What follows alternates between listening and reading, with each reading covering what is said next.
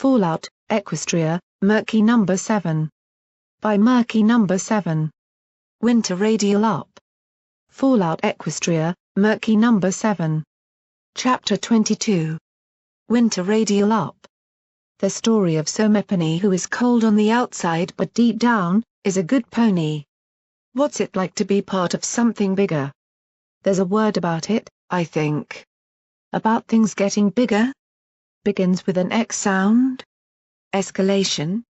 That's it. I suppose that's what it all felt like. Go back a few. I don't know, weeks? Months? I was just a nobody running at a war. Then I met other ponies and became part of a group to survive. We got involved in things like a big riot, and then I became an outcast for a while. I had to spend days fighting for my life, both waking and in a deep sleep or whatever they called it. Yet that entire time, all we were doing was struggling and garnering what we could. Trying to keep the spark of hope alive.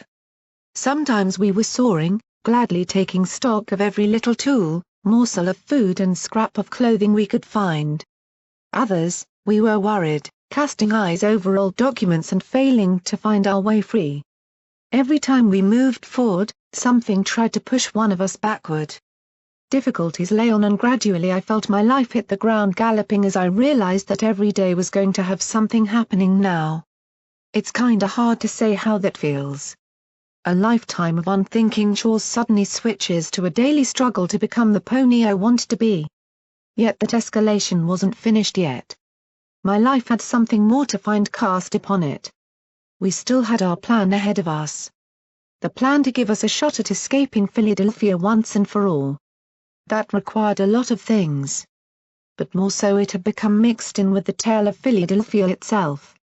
Chain-link Shackles had his plans to usurp power, and Red Eye's machinations were coming to a head in the wastelands, with Protégé carrying out his will to stop a rebellion before it happened. A greater tale than our own was coming to its head, yet the things that mattered most to those two powers were also what we needed. A little group of slaves against an army of slavers that was fighting amongst itself. Our only hope lay in getting there before them and getting away before they even noticed. Somehow though, I felt like I could do it. Aurora Star's secrets, Sundial's story. They all led to this mountain at the same time as us, as though the goddesses themselves willed this to happen. While I wore that Sundial's pip-buck, something just felt right about it having been me to be here to see this. Before anything could be done though, we had to work with Protégé and his allies to get, and he worried me. Ever since he'd left Ministry Station, Protégé had just looked lost and scared underneath that stoic expression. With his nose in a book for the entire first part of the journey, which side of the fence of loyalty he fell on was becoming rather unclear to me. He might see the truth and help us. Or he might topple back to the teachings he knew best. That wasn't all, was it? What do you mean? Protégé wasn't your only issue to deal with, was he? You saw Unity. Aye. They were taking Unity to the mountain. They were. Before any pony else, there was Unity. The mare I'd only met a handful of times, yet she had always been there, like some impossible mission to find and help bring out. Her and her friend. Or lover, or whatever he was to her. Now that I'd seen she was still here. You asked what it's like to be part of something bigger? Well, this was how I felt. Desperate. Because I could see everything I ever wanted falling slowly into place. We had an objective. The ponies we sought to get were either in place to be rescued or so close to have a chance at reaching. Our supplies were ready and hidden back at the mall in a place I could reach them. We had found Ministry Station. Now I was desperate, because for me.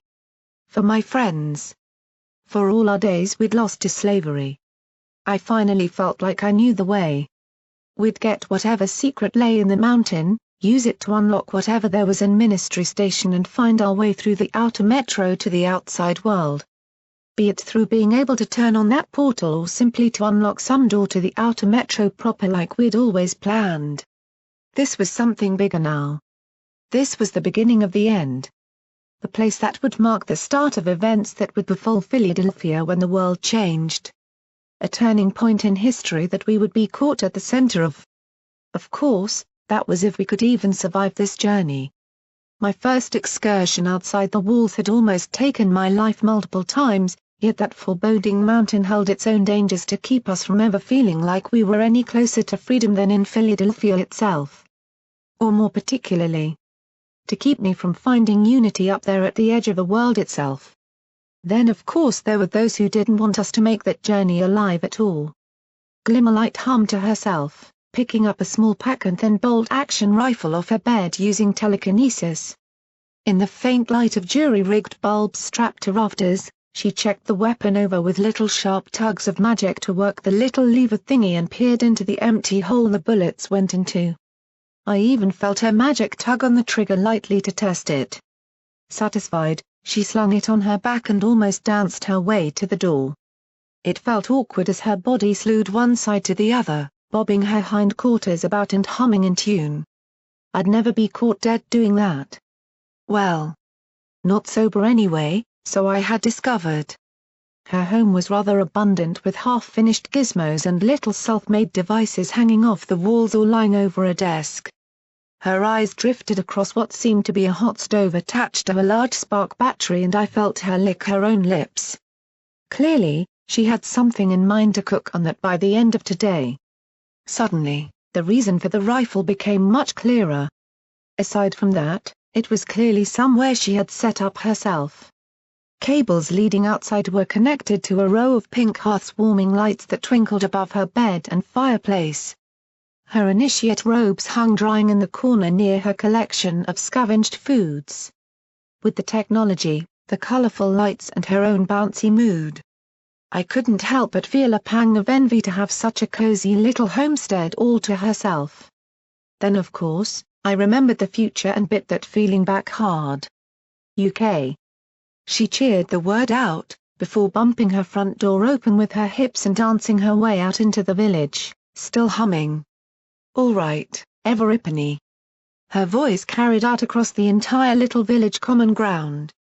Who's up for some hot food tonight? Ponies looked up from their everyday tasks with bright smiles. Some cheered.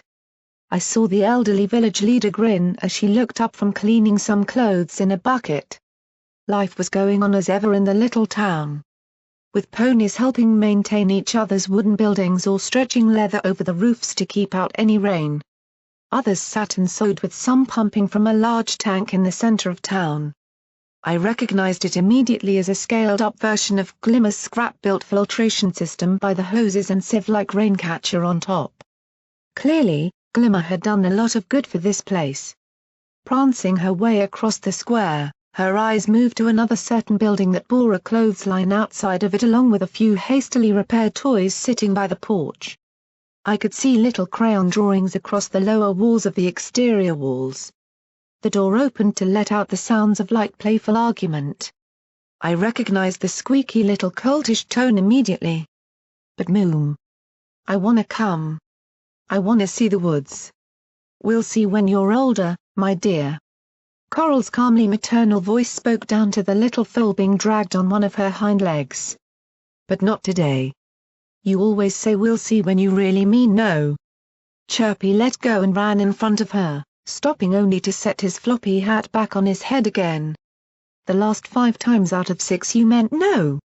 Coral stopped and patted his head, making the hat droop down again. It never failed to amaze me how serene and at ease she had once looked. A far cry from the bitter mare of today. And you always count very well, hun. Now go on, your friends are over there. Go play till Glimmerlight and I return, okay? We'll have a barbecue tonight. She winked down at her son, clearly knowing the reaction that it would make. Almost immediately, Chirpy son bounced up to his hooves and ran in a circle around her, repeatedly squeaking about a toast up. Finally, he leapt up onto her back so he could hug her neck from behind, rubbing his cheek against her mane. Thanks, Mom. I can't wait. I'm gonna go tell all my friends. You do that. Now stay out of trouble. I will. Leaping off her, he went scurrying across the village, not even spotting Glimmer as he galloped on past and shouted to the other foals playing on a ramshackle-looking set of swings. Chuckling, Glimmerlight only trotted toward Coral. Ready to head out? Gotta leave enough of the night to play in. I'm as excited as Chirpy is. You hear that Riot Rush found an old stack of some wine? The sooner we get back, the sooner I can test that shit out. Coral Eve only laughed and shook her head, trotting past Glimmer and giving her a tug with a hoof on her saddlebag strap. I swear, sometimes I feel like I've got two kids. Come on then. They trotted out of Creaky Hollow together, waving goodbye to the rest of the town before entering the incredibly thick dead woods that surrounded and protected their home. Not for the first time, I found the sensation oddly easy to immerse myself in simply as Glimmerlight in a memory orb. Only when I realized I couldn't think what she thought then did the illusion break. Not that it stopped me trying. All the same, to feel the wind on her brow and the confident trot she had like no pony else did was a joyous feeling. An icon of a way I might someday be able to trot. Oh how I wished. To be able to trot with my head up, smiling to everybody around and chatting freely. Maybe even be able to flirt a little if I met a certain ma. Oh my. Being Glimmer was really getting to me. Inwardly, I cringed and curled up a little, even if Glimmerlight only skipped over a little uneven rocky slope down an embankment. You've had some good months with us now, Glimmer. Coral moved down more hesitantly.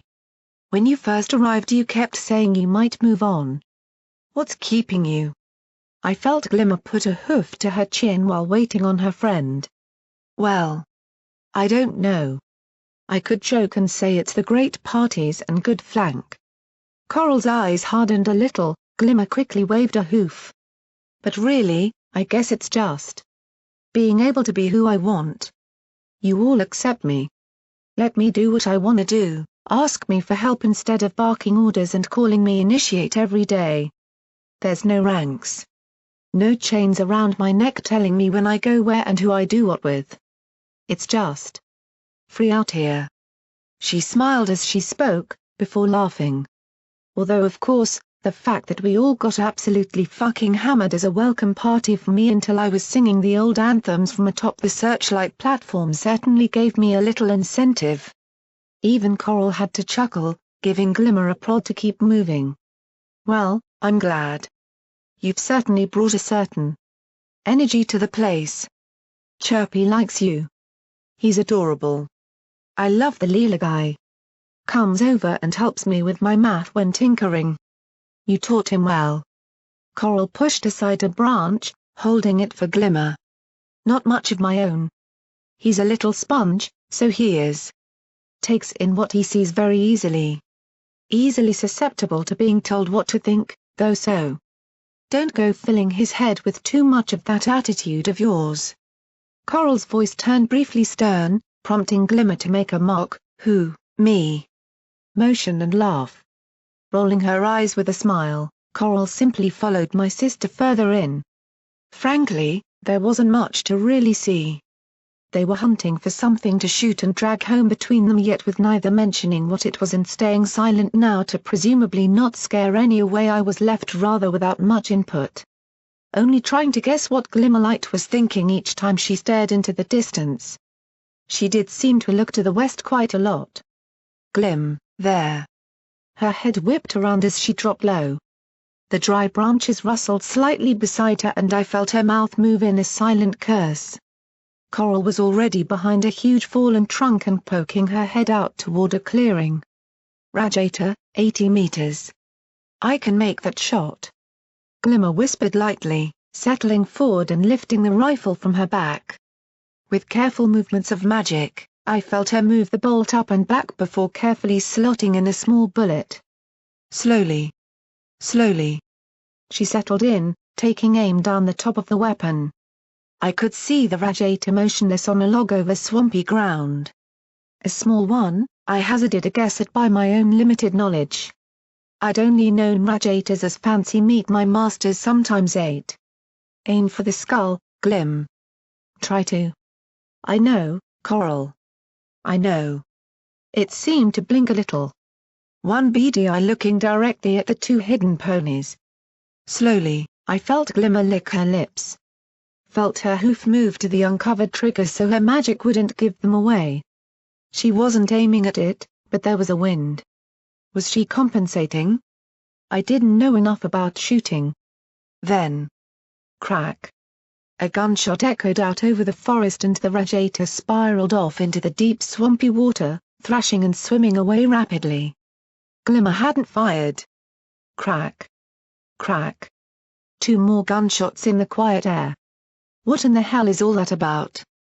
Glimmerlight leapt up, gun held ready in her magic now. Coral ran up the embankment, looking into the distance from a higher level above the treetops. Crack. She pointed. I saw a muzzle flash a few hundred meters that way.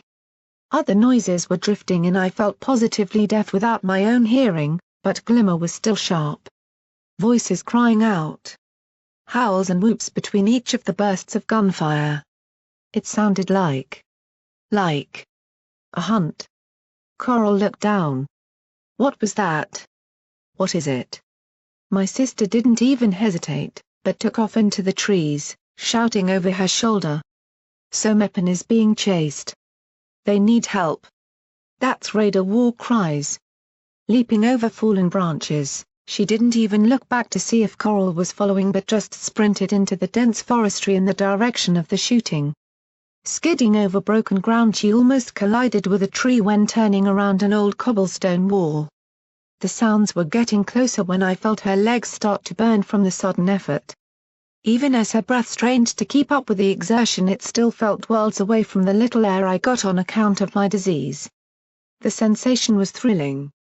I was a fit and able pony rushing to help Somepony else. Then up ahead there was another wicked snap of a hunting rifle, followed by a sharp cry of pain. I felt Glimmer speed up, snorting as she pushed herself onward. I heard raiders laughing. They'd gotten their prey. Then she emerged above them. Atop a dusty slope, Glimmerlight held a commanding view of the situation before her. 3 raiders were surrounding a dropped body upon the floor. Each bore a patchwork of dyed fabric and foul tattoos and carried long-barreled but rusty rifles by their sides. One of them was shuddering so heavily I thought him in the middle of a fit. Glimmerlight didn't even hesitate. I felt her own smaller gun whip up and take aim. Before the trigger pulled, the tinny snap of Glimmer's hunting rifle sounded small by comparison, but one raider below immediately screamed out loud and fell away from the prone body, clutching a knee that had burst over the ground. She began swearing loudly, scrambling for something in a pack almost immediately. Any other pony would have been on the ground screaming. How had she managed that? WWW, what the fuck? Up there. Get her. Jether. Glimmer dropped down, turning her back to a massive and precariously placed boulder by the edge of the slope as 2 shots whipped past. One pinged from the rock and sent fragments of it scattering across my sister. Fumbling with hooves and magic, she loaded another round to the one-shot rifle and leaned out on the opposite side of the boulder. I saw the raiders swivel. They'd been waiting. Both they and Glimmer fired at the same time. They slammed in the boulder, making Glimmerlight flinch and her shot go wild above the treetops. Hurriedly, she reloaded and blind-fired, just to stop them from rushing her cover. At least I thought that was what she was doing. I felt gripped by a fear that made no sense. I knew Glimmer survived. Bullets would hurt though. Oh goddesses! The raiders whispered to one another. Frustration went through me as I failed to hear what it was. I could have heard that if I'd been there to help her. Freshly loaded, Glimmerlight dove forward into the trees, crawling along the top of the slope to try and relocate. Rolling up, she popped up from behind some old brown bracken, rifle aimed. There were no raiders. Shit. She muttered to herself, looking each way. I saw movement behind the rock she had just passed. Right at the edge of her vision. See it, sis. See it. Come on. She saw it. Her rifle turned and slammed a shot into the thick dead vegetation there. I heard a high-pitched squeal and a raider fell back down the slope, hooves to his ear. The raider began thrashing, the same one who had been shuddering earlier. Spasms as he sought to get up, foaming at the mouth. Glimmer moved up, trying to get a bead to finish it, running right up beside the pony they had been chasing as he lay on the ground. I heard her worried gasp. It was Rough Diamond.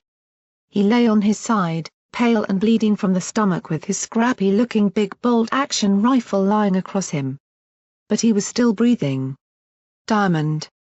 The raider with the shot knee suddenly collapsed over out of cover, passing out from shock, maybe? Blood loss? The other, however, was getting up missing an ear. Glimmer spun to see him more clearly. She took aim on him. A smaller shot came from her right, throwing up dust by her hooves. Mag-fed pistol, bitch! I can fire again. Don't move. From the bushes, the last raider emerged, hunting rifle still by his side on a battle saddle with a thick pistol held in his magic. Glimmer went rather still, breathing hard. I could feel the fear running through her. A chill down her spine. Drop the rifle. Okay. Okay. She complied, her own small weapon falling out of her magic. The raider advanced, standing in front of her.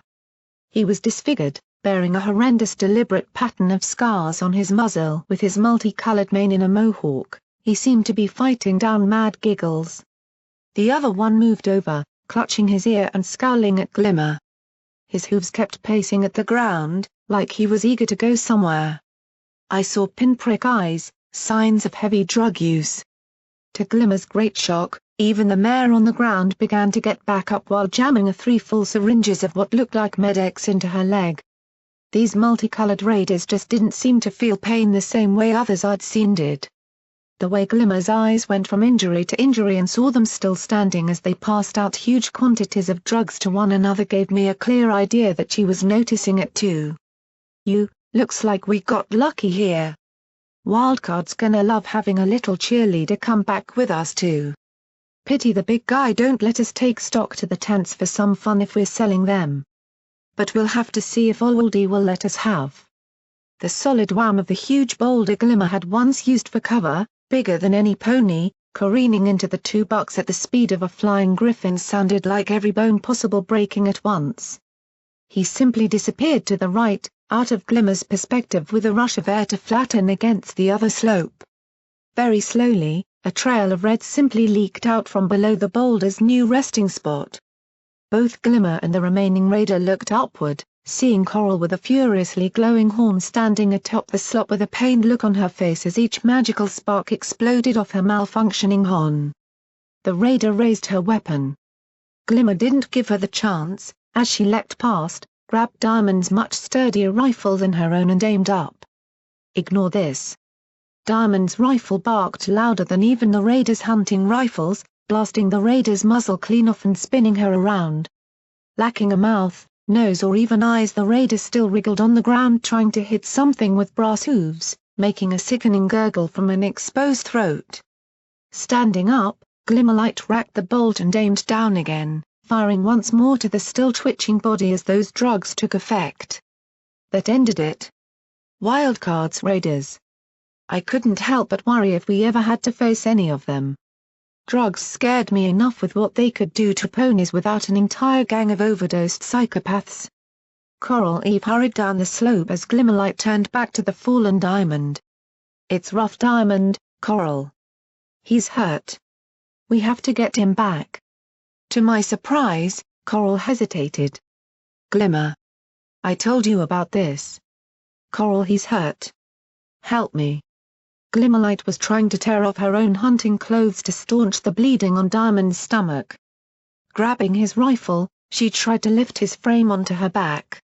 Coral looked unsure, casting her eyes at him and around at the raiders. I told you those tattoos of his were of gangs. He's in with raiders. He's a trader. Glimmerlight barked back. This isn't the time now. He's dying. I sensed what was happening here. The start of their falling apart. Coral Eve stamped her hoof. I could see that authority in her eyes, the one I'd seen in my own time. Her stare met Glimmer's head-on. Don't you see how messed up these drug crazies are? They didn't care that they had a knee blown off. What if they're harming their own to find us, huh? I know. Glimmer recoiled, lifting Diamond onto her back more properly and already beginning to move. You've seen him before. You heard him talk? He's not one of them. Why would they be chasing him before they saw us then? To lure us, Glimmer. Coral was following, but looking increasingly unsure herself, although I lost sight of her when Glimmer turned around.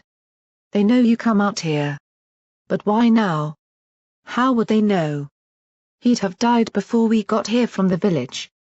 Glimmerlight rounded on her, meeting the stare hard. She stood up the embankment a little, looking down at her friend. I felt her eyes dampen as she pleaded, clearly fearing for somepony she cared about. Only. I feared I knew who was right here. He isn't a raider. This doesn't make any sense if he was. Coral, please help me. He's dying. They can't track an injured pony. We'll keep him in my home. Locked inside if that'll help. I'll blindfold him when he leaves. Please, Coral. There was a silence between them. I could feel my sister's face twisted in terror. The pony on her back groaned, shifting. A weak voice was heard. Who? Help. They're trying to. He choked and I heard the rattle of blood in his throat. Get to Brim. Stone. ARGH. He gritted his teeth, delusional with pain. I felt Glimmer choke back a whine of worry as the warm sensation of blood trickled onto her back. Eventually, she seemed to come to a decision herself, struggling to get up the embankment again under the well-toned stallion's weight. I'm helping him. This just doesn't make sense. Even the craziest raider wouldn't plan it like this, the chances of it working. I knew that tone in my sister's voice. She wasn't going to give up on him. Just like she hadn't on me. Her mind was set on saving this pony.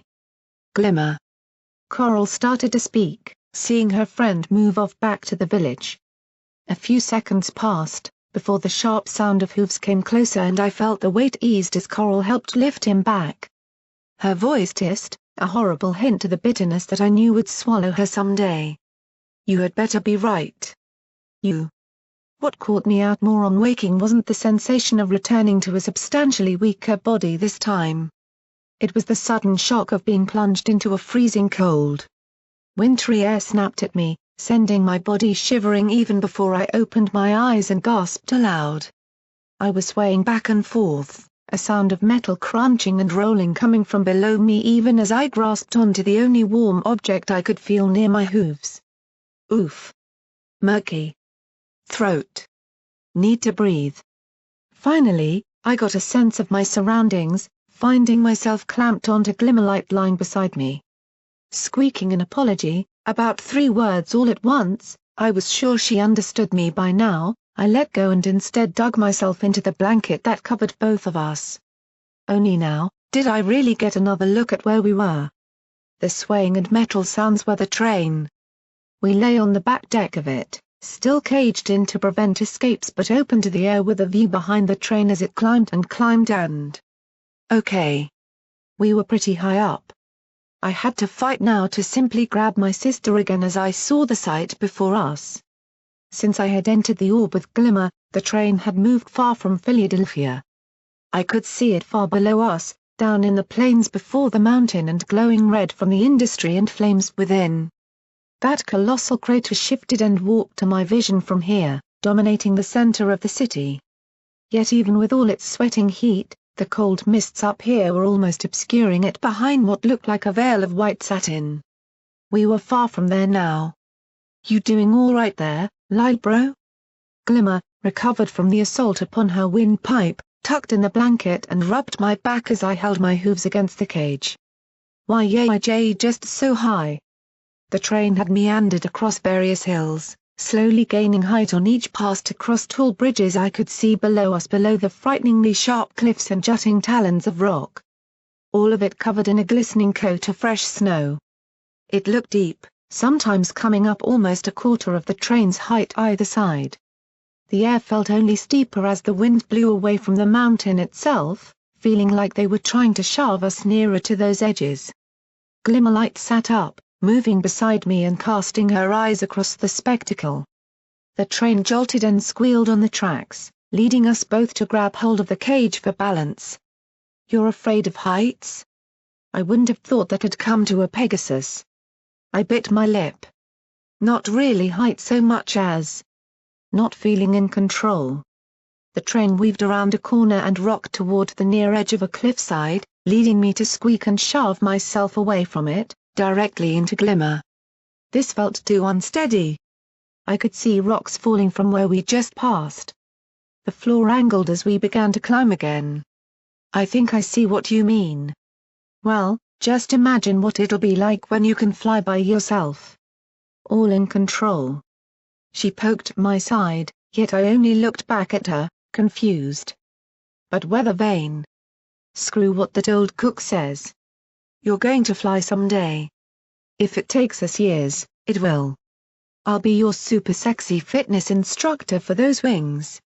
The one pulling you out of bed before sunrise every day for more wing-ups and gliding lessons. Hey."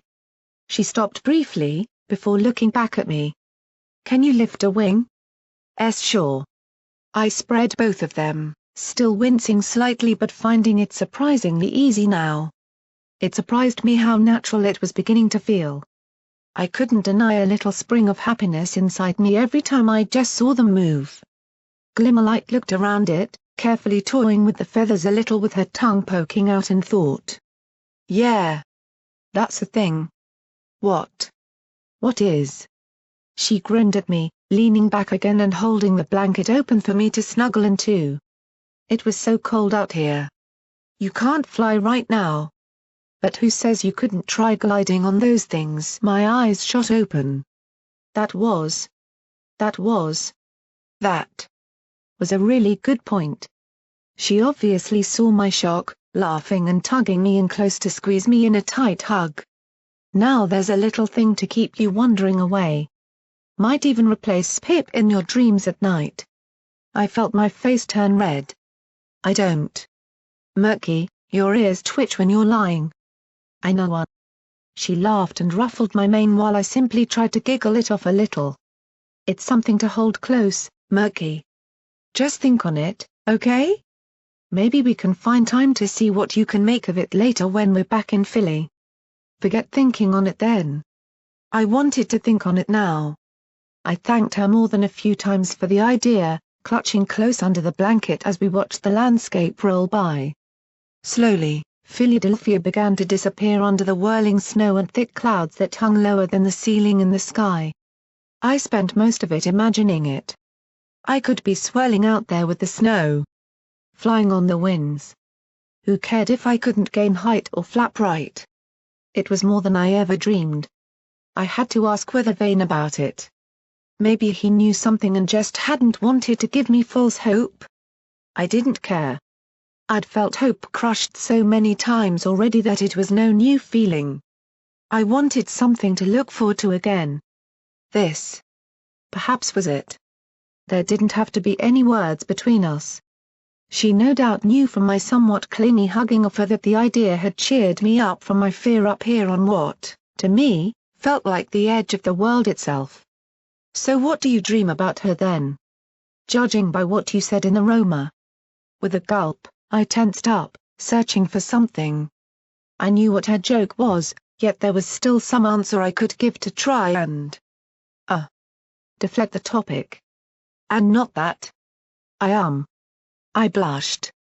"Sometimes I dream of her coming and saving me from shackles. Like, you know, shooting her way in and having a big fight with him." She grinned, prodding a shoulder. "Go on. Then well, she wins." "She would, right? He'd fall down after Pip uses her magic to slam him into the ground." I giggled, enjoying the thought.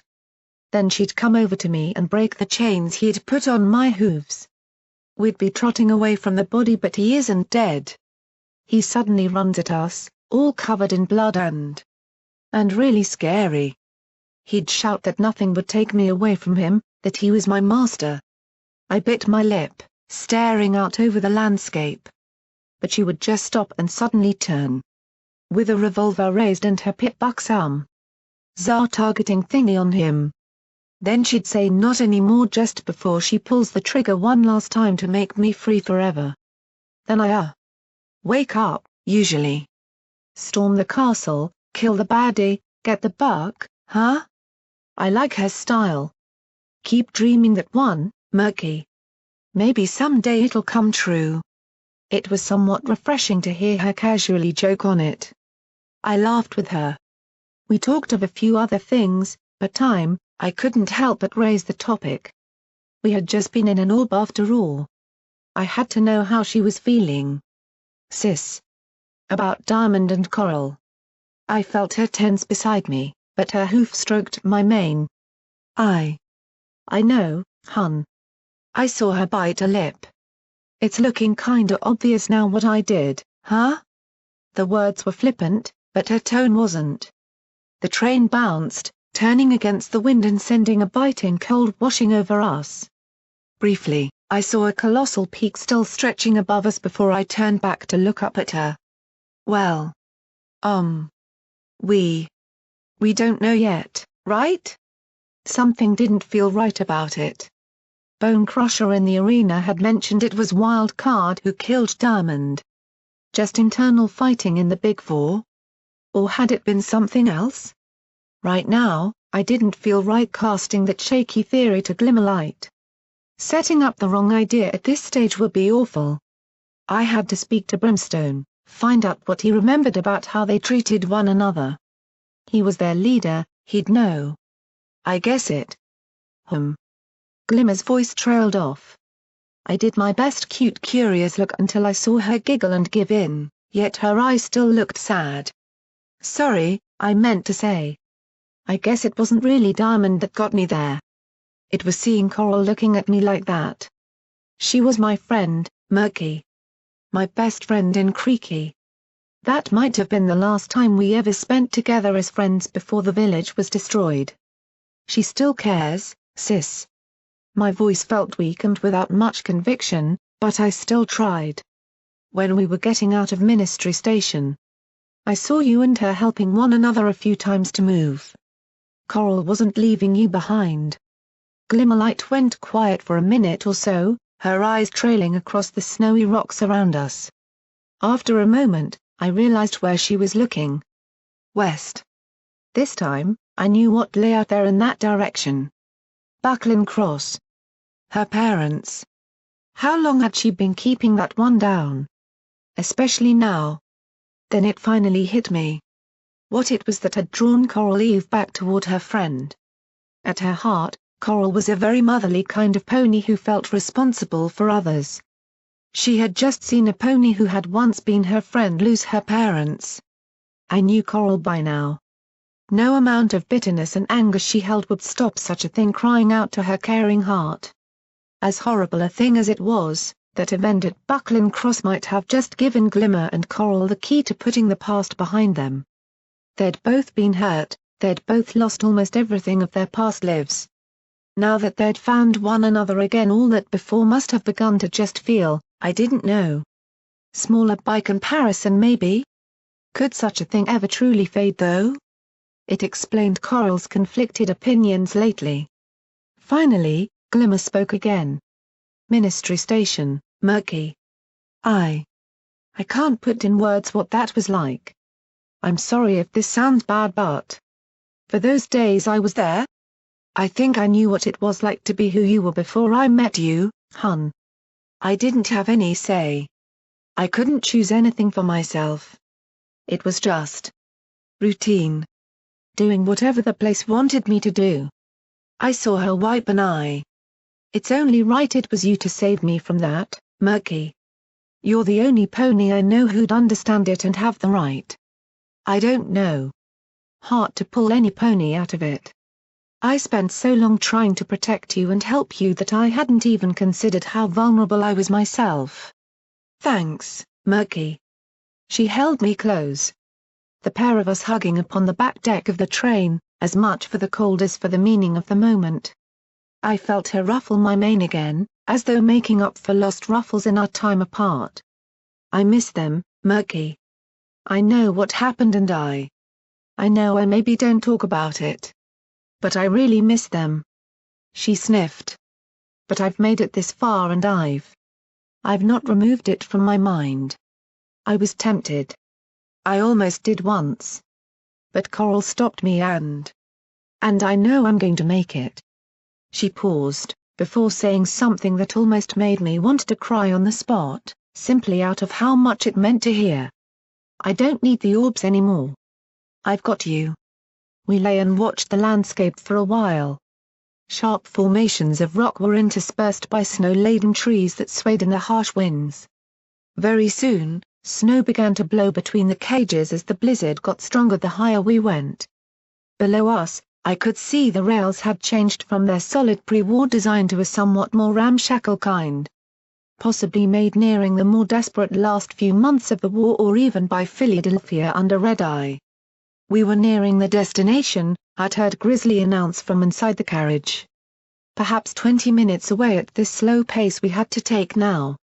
With the cold getting so much more cutting, we made the decision to head back inside. The inner side of the carriage wasn't really meant for ponies. Storage crates filled with pickaxes, shovels and other tools were lined beside rolls of fabric that we'd taken to using as covers against the temperature. The harsh oaken floor and thin metal sides of the train really didn't offer much comfort to any pony. Coral Eve lay near to the door we'd come in through. She had wrapped herself up warm and remained mostly silent for most of the trip. She hadn't ever said it, but I was happy to know she was with us now, if only in pursuit of her son that our escape would help bring back to her. All the same, I saw her offer me a thin smile. I waved back a little as we passed by. Brimstone didn't actually rest against a wall, but rather right in the middle of the train. In passing, I wondered if it was to avoid his colossal weight overbalancing the entire thing if he was leaning to one side. Surely that couldn't be the case. Either way, our spot was just beside him, where Glimmerlight now settled down. The barred windows held no glass and the entire carriage was chilly, sheltered only from most of the wind. Old Grizzly and Rageny were nearer the top of the carriage, organizing our various supplies between them. I saw numerous single-shot rifles or rusty-looking pistols partially dismantled as they maintained them.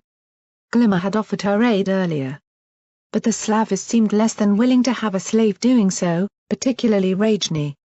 The Griffin seemed dark of eye ever since she had gotten her revenge on the Shades. Even more so than before. Protégé's words to her, whether it had been worth it, seemed all too telling now. In truth, the bodyguard simply looked dissatisfied and angry. Trapped with no pony else to exact vengeance on other than perhaps Shackles himself. Very quickly, her plan became a bit clearer to me. Well, I wasn't going to complain if she did. There were a couple small crates of ammunition pried open beside them that contained other things too. Winter clothing, bandages, a crowbar and healing potions glowing purple. There was even a small saddle bag with a couple sachets of radperch, meant for Glimmer and Coral. Protégé had sent Rageny to collect some before we left. Beside it, I saw a sack full of radaway and couldn't help but feel the urge to acquire some, if I had the chance. That stuff was my lifeblood. A little shiver passed through me. It was never nice to remember what lurked in my lungs, just waiting for me to be vulnerable and without anything to stop it. I still sometimes had bad dreams of choking and drowning in my own blood until I awoke in the sweat, grasping frantically for my canteen. Frankly, my breath came weak enough as it was compared to other ponies. This thin mountain air wasn't helping much. I was having to suck in air a little too loudly to be comfortable. "Doing all right, Squirt?" Brimstone's deep voice rumbled out, clearly having noticed me shake. I nodded hesitantly and sat down on the blankets. I dearly wanted to ask him about Diamond. But not with Glimmer around. Why yes. Just nervous. Average day then. Brim grinned and grunted, patting my head very carefully before he turned his head to keep me within sight of his eye. "Got that little spudge gun of yours ready?" "My what?" I cast a look to Glimmer for aid, but she was already toying with Coral's lantern she bought a few days ago, trying to install a gem light into it for greater brightness. "Spuds?"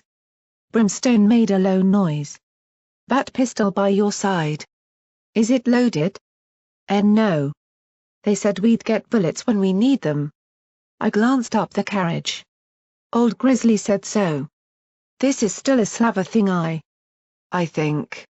The big raider arched his head right around to see the crates of ammunition. "Just be ready to grab any if you need it. They know we escaped. They know what Protege wants.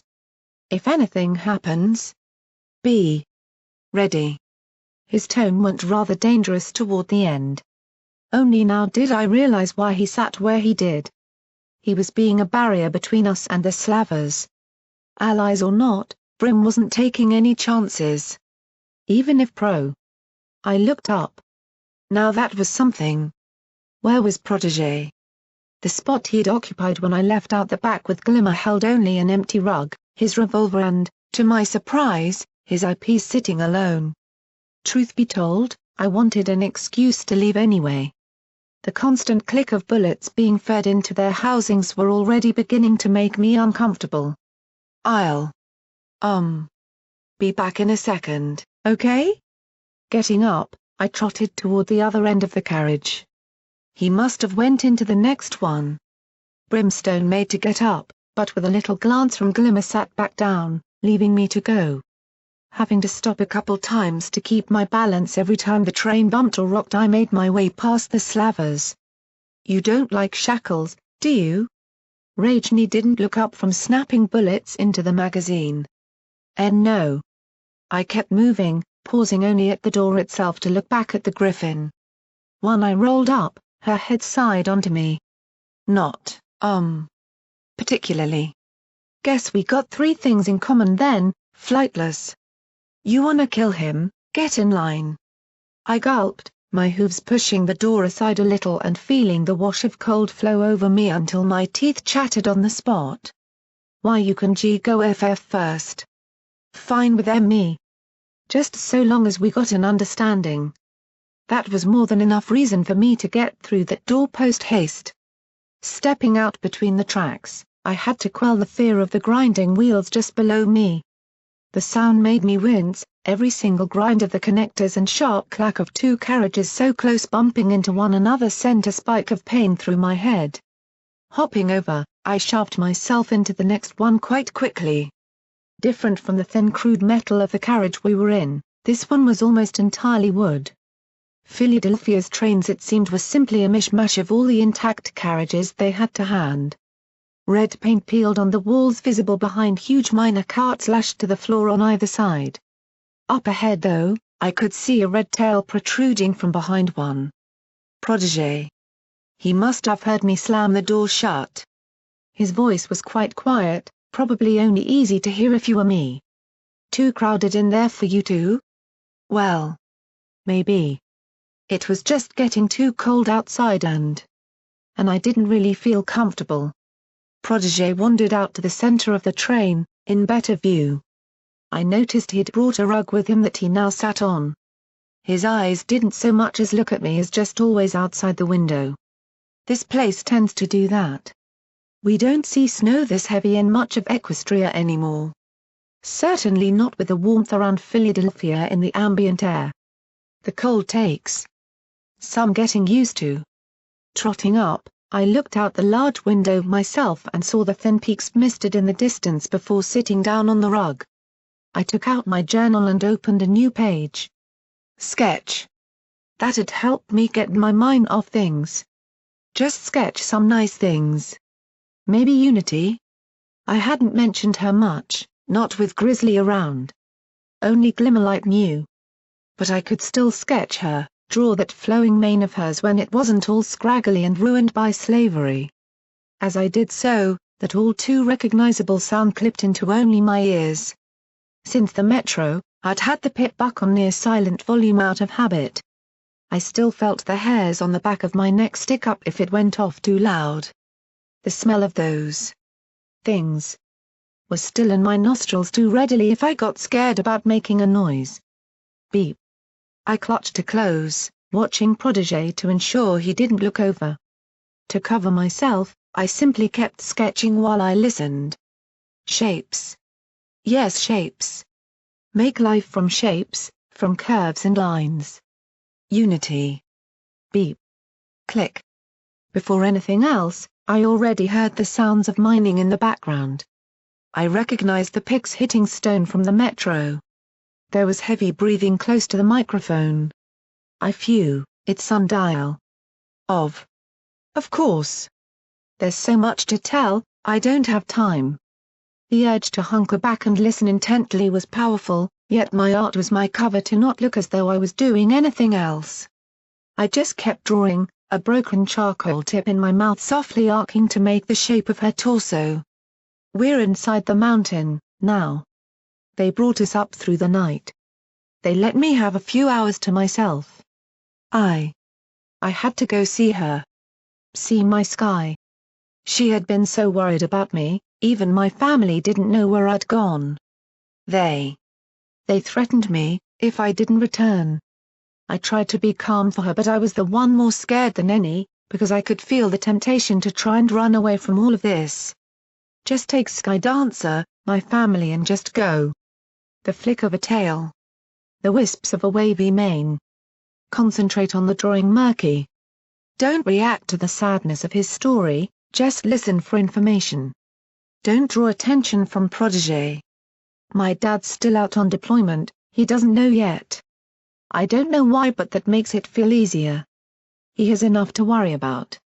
If there's any pony who doesn't need to see more suffering than he already has, it's him. But I got to be with Sky, that's all that matters for now. I needed it. She needed it. I couldn't explain much, just a cover story that it was all a misunderstanding.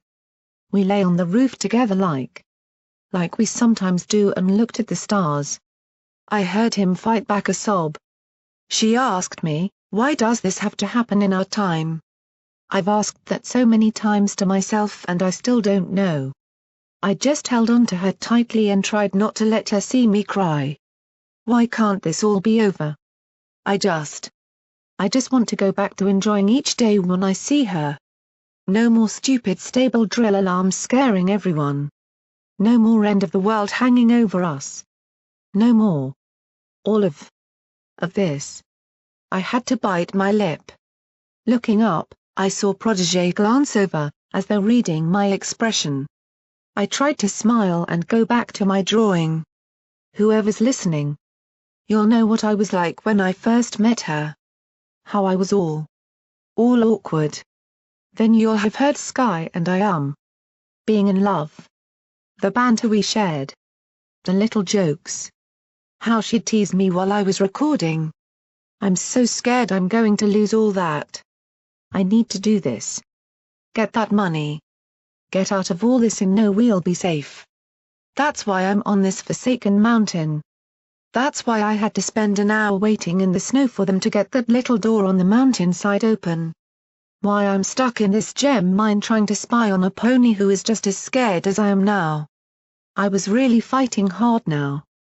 The charcoal in my mouth was shaking, needing to be put to paper to steady it and draw the little flicks of her ears and the soft eyelashes. Even those few hours were enough to keep me going. We spent them together. Just the two of us. On the roof. Getting food. In her apartment. Anywhere. Just feeling her beside me as we lay there in her bed, feeling our love and for just a short while being able to forget everything else. To hear her voice, her teases and see that little smirk on her face. A little bit of magic to remind me what I'm fighting for. I just want this to end. To end so I can go home to her. You will cease noise. Cease the talk of babies. Wait. I knew that voice. I jerked up a little. Get back to work. Yes. Yes, Dr. Heartcare. Click Dr. Heartcare. That. That was who I knew as Magister Heartcare, the crazy ghoul from the crater. Pinky had mentioned he disappeared or something. I felt like if I were smarter, I could have figured all this out a little more. But it was just one more piece of the puzzle. The refugees were being taken by Heartcare to work for the Zebras on something that involved memory magic and learning spell orbs. All the same, I just couldn't keep my mind objective for too long. Sundial and Sky Dancer. Even just hearing him talk like that made me feel wretched. My charcoal dotted across Unity's cutie mark, before I spotted a little drop of liquid fall from my face onto the picture. Screwing my eyes shut, I wiped them and kept drawing. It was like a sense of sadness mixed with a stupid childish envy I wished I could get rid of. Just the way that they treated each other. How he had her to fall back on. More than a friend. Murk, are you all right? I jolted up. The picture below me being what I saw before even him. I'd drawn Unity. Yes. But I'd drawn her looking right out the page at me with a little knowing smirk. The same one I could imagine that Sky Dancer had to look at poor Sundial. The same one I bet she and her Buckfriend shared too. She was doing everything that Sundial was to help save somepony they loved. Murk? I asked, are you all right? Protégé had moved over and I gasped, snapping back to reality and slamming the journal shut before he could see what I'd drawn. I'm fine. Just being me. Something you drew made you weep? He sat near me, looking genuinely caring, but I didn't much fancy confiding in him right now. No. Just scared. I searched for something to distract the conversation. I don't understand it, really. Don't understand what, Murk? I pointed out the window. You bring slaves up here. Get them working on some mountaintop. But I know it wouldn't take any amount of sneakiness to just move out and away in this weather. Disappear into the night. No walls to keep you in. How do you keep slaves from escaping? Yes. Good quick thinking, Murky. 10 points. Why? Protégé grinned slightly, a rare smile from him since Ministry Station. Getting tempted? No. Good.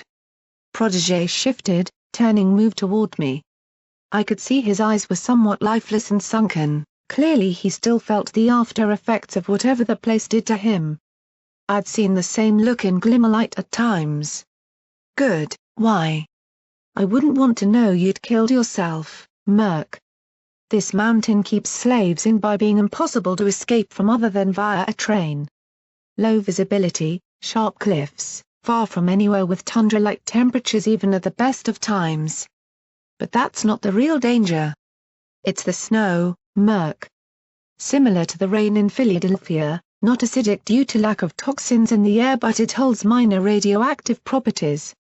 He saw the slight recoil I made away from the window and the foreboding snowy landscape in the dark of the night outside, quickly waving a hoof. We're safe in here, it's a very weak trace of it in the snow. Just strong enough that if any pony spent enough time in it, getting covered in the snow while trying to get anywhere, they'd die before they got halfway down the mountain without impractical quantities of rad away or rad safe. You shall have to be very careful, Murk. I huddled up against a crate. Gee. Now I feel so much more comfortable. We shouldn't need to spend any much time in it.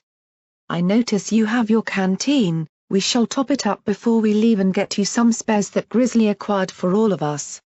That shouldn't be too hard, guards will be light outside for the same reason. The real fight is inside. As he spoke, I couldn't help but feel an ear twitch, a wooden thump from further down the train. I looked up at it, before putting it aside as just another sound of this machine moving. What? What do you think we'll find? Protégé sighed, actively lying down to avoid the cold air whirling through the open sides. I'm not sure, Murk. Something pre-war. Something that would ignite something in Ministry Station, judging by what they said. A key to that sealed room? We already found that portal down there. I presume you're happy with that result. I bit my lip. It almost felt worse hearing him casually refer to our escape attempts than to be the stoic slave master preventing them. Now I didn't know where he stood on it. Well. G. Glimmer said it wasn't working. Unless this mountain has the information. Shackles wouldn't hesitate to own such a thing, the power it would give him to find slaves from all over the wastes. I don't even know how it works. Maybe it needs something on the other side? Yet I sense it's something else down there. Something else at the core of all those strange things and ambiances. I heard another faint tap again. If Protégé saw my worried glances, he said nothing. It stopped. And I tried to forget about it. Maybe a megaspell orb creator? We found these spell orb thingies that let unicorns learn spells they didn't know. But you know that, sorry. I mean, what if it was something that did that on a huge scale? I didn't want to mention the healing megaspell Weather Vane had used to save my life, but it certainly sounded plausible to me. Could something that scale malfunctioning as the balefire hit have caused the memories needed to create it to leak into the station? Oh, this was all too complex for me. Then there was a third tap. This time, I didn't let it go. Protégé had been around me long enough to recognize when I was getting spooked. Strangely, most ponies seem to see me as some sort of early warning system now. He didn't say a word, but looked around as though expecting something. Down there. I whispered to him, pointing further forward into the carriage. A cluster of supply boxes were affixed past the minor carts in this car. We moved toward it, me wincing every time his hooves came down on a creaky bit of wood. Did sneaking feel as natural now that I genuinely found it an annoyance to hear others not being as good as I was? There it was again. Just ahead. Just. In the boxes? I had to stifle a gasp. We had a stowaway. A spy? A shade? I pointed with a hoof, before I saw Protégé lift an iron bar from beside the minor carts and take the box's lock with magic too. We looked to one another and I saw him mouth the words. 1. 2. Oh goddesses. 3. He yanked the box open. We both started forward. I expected a shrill war cry of a raider. The swearing of a slaver. Instead, I heard the high-pitched squeak of a colt. So sorry, Mr. Protégé. So sorry. Sorry. Sorry. Please don't be angry. I almost smacked my own face to check I wasn't imagining it. Right up out of the box, came the little form of Chirpy Some, covered in sawdust and wrapped in an entire box full of pristine blankets and wore one almost like a cape. He held his hooves together as he pleaded. I just really want to see outside and around, and they all keep telling me I'd be a really big pony in the new world, but I couldn't wait and it sounded like an adventure, and here I made this cape and it's what will let every pony know I'm out on a quest to see things and explore and be with you and Assistant Murky and Mr. Grizzly and see what you see and learn. So I sneaked out of the logistics place when I was bringing my homework to you when I saw you going to the trains with Murky and... He had to stop, taking in a gigantic breath. And I. Chirpy. Protégé shouted the word to interrupt, pulling him out of the box with his magic to stand before him. Have you any idea how much danger you're in here? Master Red, I would be livid if anything were to happen to you. I saw Protégé glance at me rather harshly. Oh dear. I knew there were going to be words about a certain Pegasus putting ideas in the colt's head. That wasn't what worried me more though. We shall have to get you on this train back to Philadelphia. Rajni will accompany you the entire way to keep you safe. This will leave us one short. That wasn't what worried me at all. It wasn't the worry that Protégé clearly thought of immediately at all. The worry that, if there was one pony on this train who would, for once, hear better than I did to recognize the sound of a certain colt's voice and the sound of his name being shouted. I could already hear the hooves galloping from nearby before the door slammed open behind us. It almost surprised me, how much of a panic I felt. Shouldn't I be elated? Overjoyed? This solved a problem. Instead, I only felt worried for what would transpire. Coral Eve stood in the doorway, snow whirling in from behind her and breathing hard. I could see her horn was already glowing ready. "Chirpy!" She shouted his name, eyes training from side to side until finally she spotted him beside us. Then she was moving, rushing forward. Chirpy just stood there, almost in shock with eyes widening until it split into a smile larger than I might have thought possible on such a small pony. He rushed forward, shoving his way past Protégé, who only stood looking shocked. Chirpy didn't have to gallop far, before his mother almost dived onto him, her front hooves grabbing and holding him against her chest. I couldn't help it. I felt my eyes get a little wet at the sight. Seeing her constantly stroking his back and mane as though just to make sure he was actually there from second to second, or hearing his rapid-fire sentences that barely made any sense as he spoke with his face buried into her neck behind them, I saw most ponies moving through on hearing the commotion. Glimmerlight's eyes went wide, her mouth gaping in shock. "Mom. Moom. You're back. You're back." "I am, my darling. Oh, thank goodness you're safe. You're here now."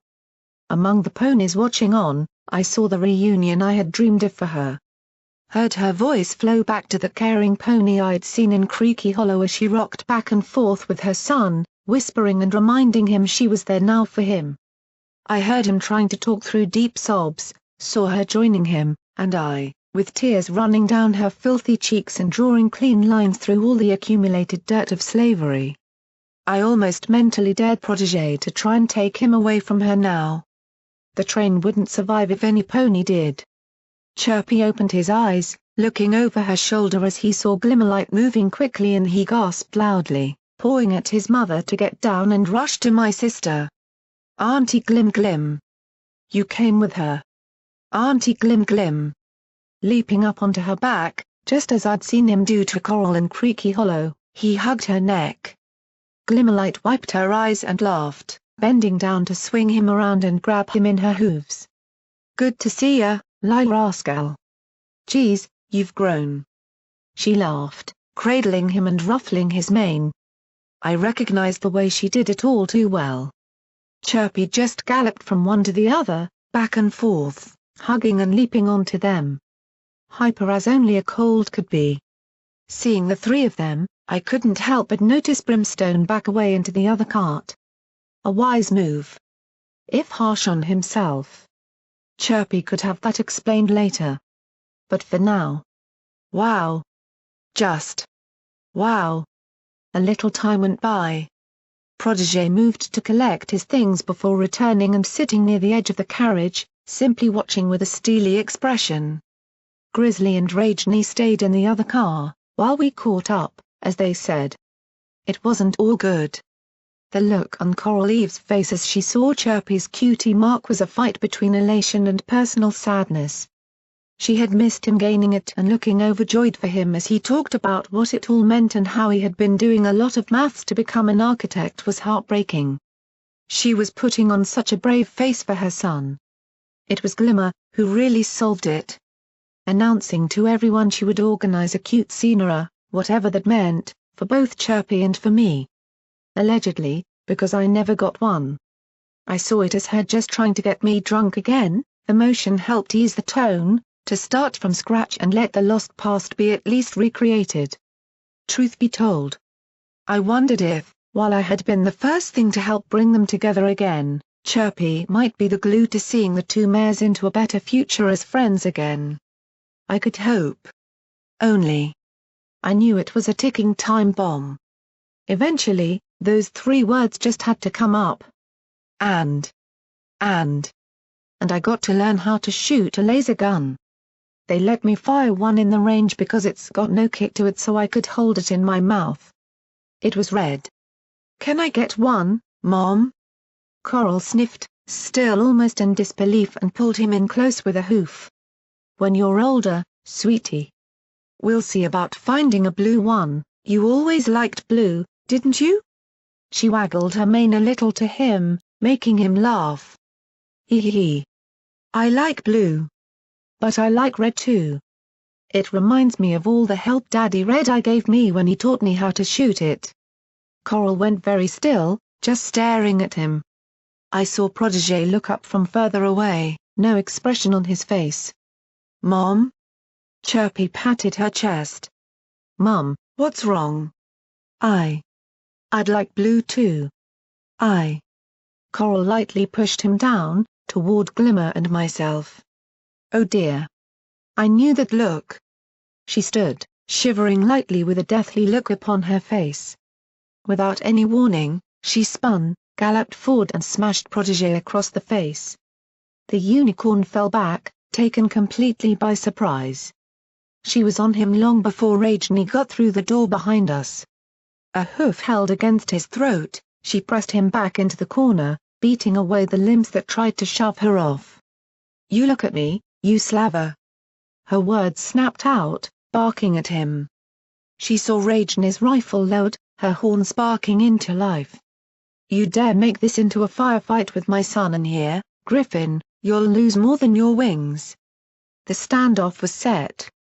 Glimmer and I pulled Chirpy back, putting him behind the pair of us between a set of minor carts. Brimstone threw Grizzly behind him, coming up behind Rajni, standing ready. Yet Coral didn't care. All the same, everything felt dangerous now. I could swear even the train was rocking harder. Look at me. What have you been teaching my son? What evil ideas did you put in his head? Telling him his father was that monster in that city. Protégé choked on his words, her hoof pushing firmly down on him. He was being educated. Kept safe and indoctrinated. Do you have any idea what it's like to hear him call the beast who's kept me as a slave for months and did his level best to kill me for his industry father? Do you monsters even know what that word truly means? His father was a great pony. A pony taken away from him before he has the chance to know him. I could see tears streaming down her cheeks. Rajni's finger closed on the trigger, gun leveled to her head. Yet that horn only grew in light, Protégé knew its power. I saw him waving to the Griffin, trying to signal her away even as he twisted when she pushed her hoof down harder. I had to raise him alone in the wastes. The same wastes that took the pony I loved. Now I come here. Find the colt, who was all I had left has been made to think some slave lord is his. I actually gasped in shock, her horn lighting more like a proper unicorn should. Oh goddesses. The thought of what Coral could do if she could control that raw power. Her eyes almost glowed for a second, the pupils shimmering with light. Or was it just the reflection from the hanging lanterns above? Wait. Those lanterns really were swinging more. Why were we speeding up? Let me ask you one thing, Slaver. She leaned close to him. Do you honestly look on this now, see the reality of what you've done to so many parents across the wastes and think this is right? After all you've seen in that foo? In that station? After what I saw it do to you two? Protégé's eyes were rather wide.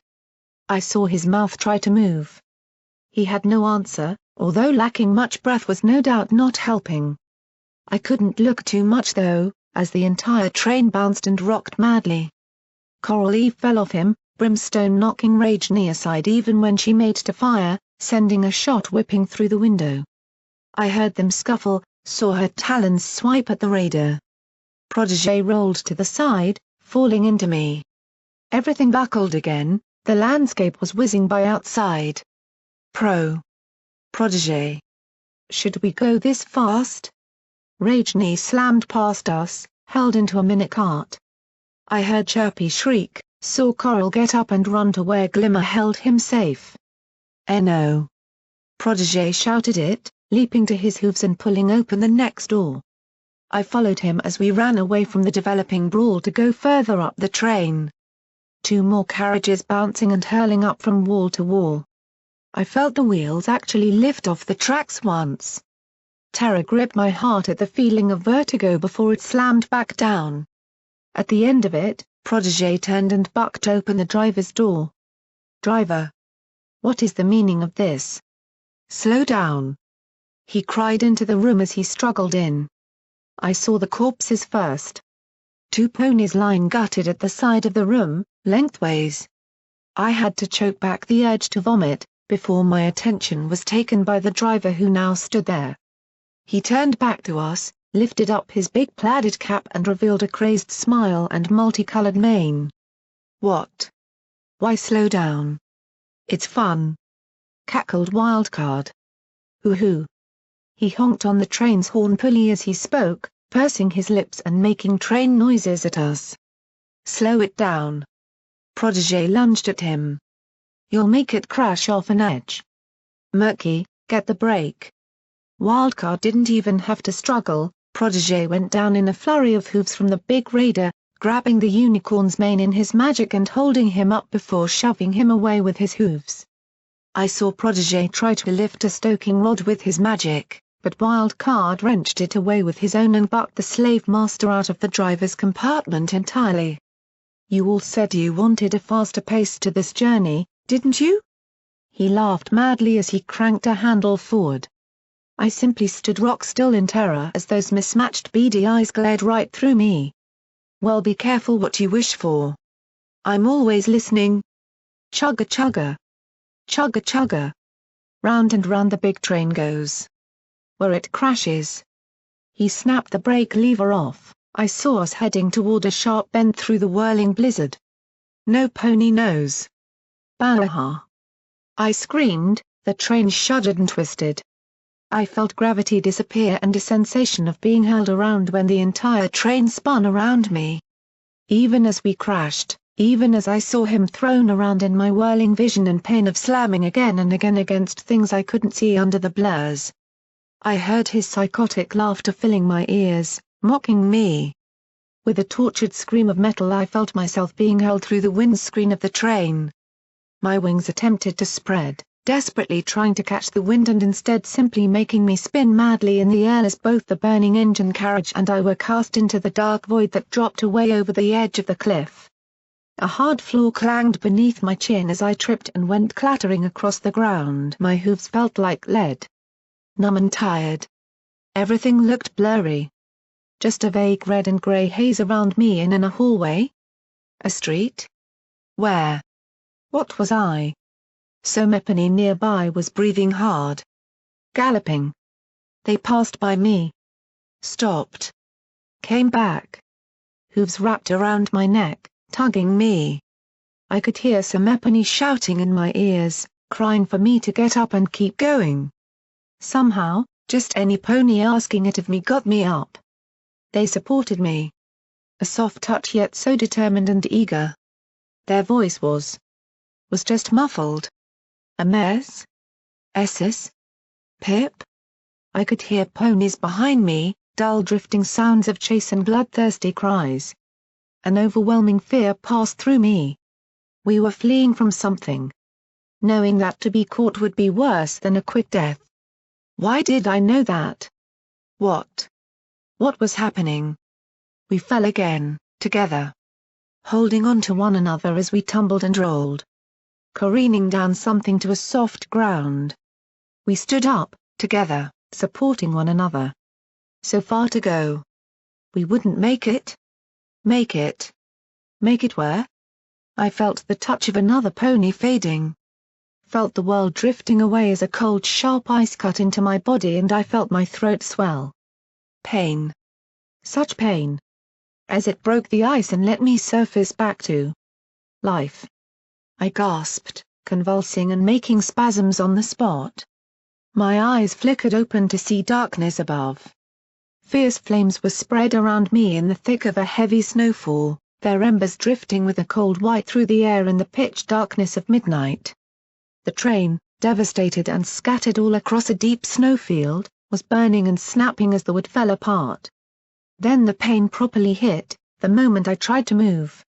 I cried out, a hoof going to my side when I felt a hot lance pierce through me. Daring to look down, I saw a shard of metal stuck into me. I was covered in bruising. A rib felt broken. I couldn't see right through one eye. Panic from pain was rising. I barely even felt the sudden racking cough growing in my throat until I sprayed a light mist of red across the deep snowdrift that had saved my life just as well as it was now slowly killing me. I had to. I had to move. It made me cry. It made me whine and squeal, but I got up.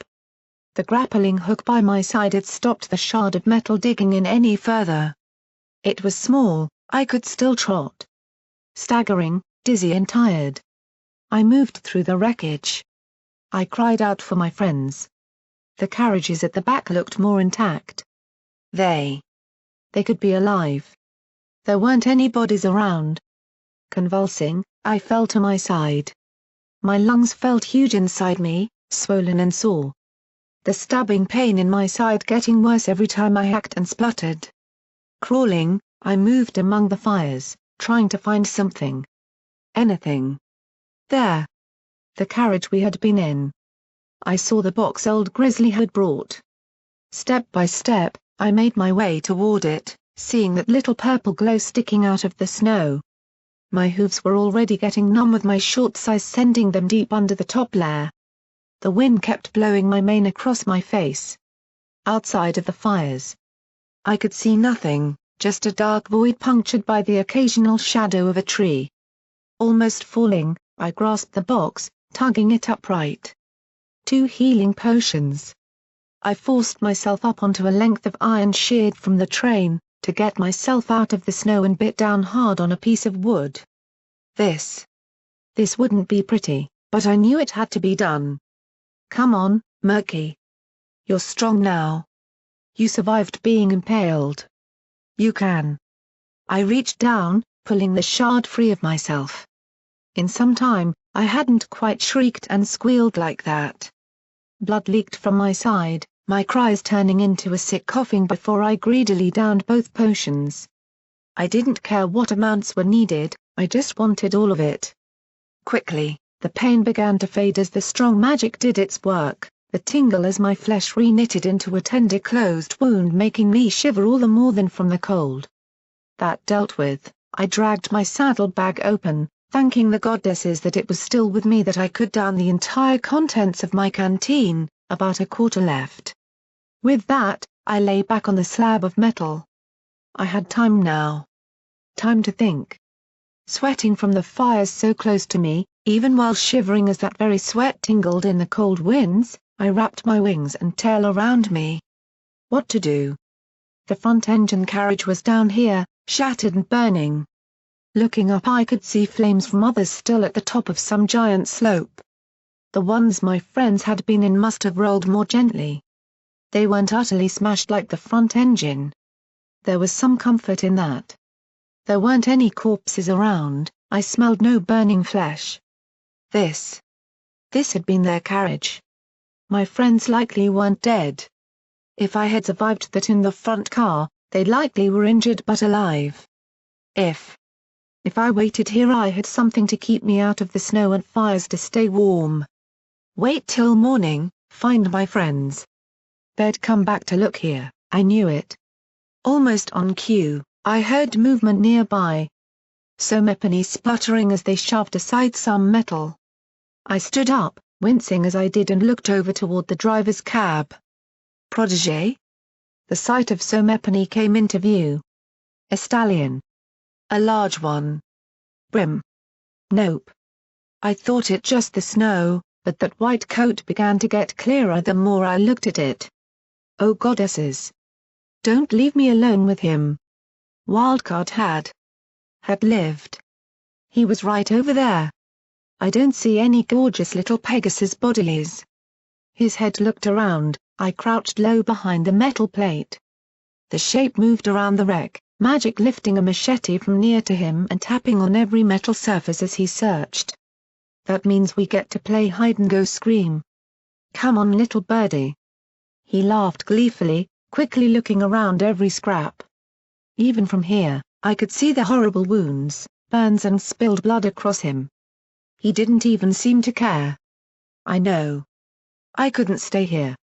He'd find me long before morning. Yet as I looked into the darkness, I couldn't help but remember what Protégé had said about this place. Come out, Come out. Come play with me. I said come out. Wildcard's voice dropped, angrily throwing aside some scrap as he picked up the pace and stormed around. You don't want to play with me, huh?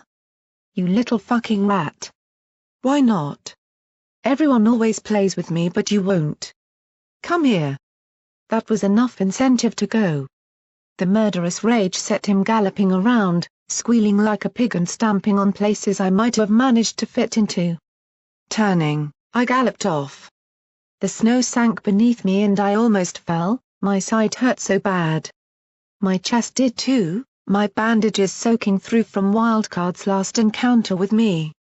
Gasping with the pain, I couldn't do anything but limp. Galloping was too much.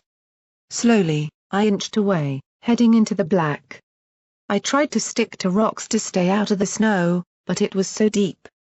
Wildcard became a blur as he began to wander nearer to me behind the smoke. I simply heard his blade sliding over rocks. Oh please please. The snowfall picked up. No. It didn't. I just was far from the fires. It wasn't melting in the air now. It got in my eyes, landed on my back, made everything damp. My fleece felt thick and heavy and I had to pull out my goggles just to see better. Slowly, the fire got further away, becoming just a pale glow in the background as I simply headed away from wherever I heard Wildcard. He too was venturing out, squealing in the darkness, insulting me. Sometimes shouting that he saw me before I heard him hacking at a tree. Gradually, his voice faded too. Before long, I couldn't even see the fire. I passed trees, worked around rocks and moved into the mountains landscape. I hadn't realized how cold it could get. The fires had kept me warmed but out here it was. I couldn't feel my hooves. Every step, they trudged right up to my underbelly. The pain faded on my side as everything began to lose feeling.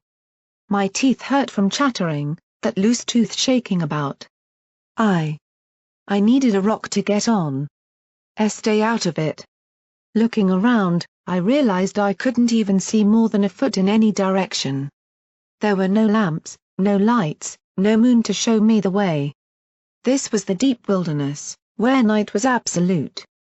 Even my eyes, so used to working in darkness, had nothing to see by. Occasionally, I'd stumble across a tree, then a group of them. I realized I was nearing the edge of a forest, invisible to me until I was right beside the ghostly snow-filled trees. Gradually, I began to feel a burning sensation in my throat. My rad sores tingled, stinting on my snout and leg. Oh please. No. I had to head back. Wildcard would be gone. I couldn't survive out here. Then I realized I didn't even know which way that was. I tried to find my hoof prints but the snow had already covered them. I was lost. Unable to think straight, I tried to gallop. In a flurry of snow, I only ended up tripping.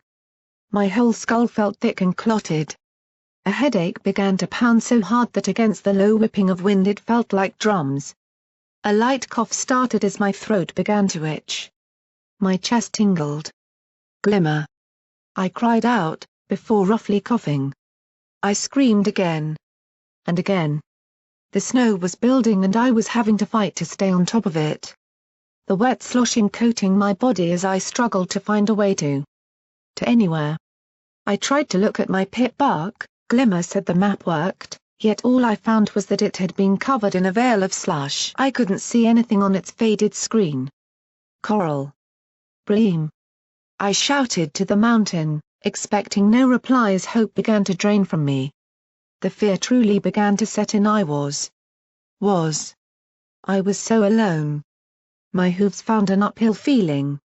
Perhaps I could make it to the sharper mountain cliffs, find shelter. Struggling, I heaved myself forward, trying to head upwards. Every few steps I staggered, coughing and choking.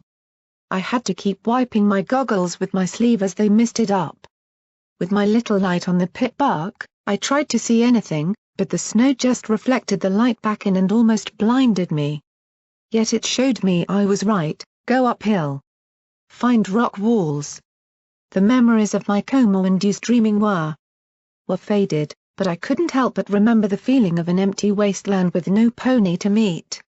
I don't know how long I wandered alone, trying to keep moving upwards. It took me minutes to move a few meager feet. Every step growing heavier. I couldn't even feel the ground. I didn't even realize my body was shaking so much that I'd fallen over. Lazily raising a hoof, I tried to pull myself onward with the snow beating down on my face. I felt so lost, a million miles from anywhere I knew in a cold forested tundra.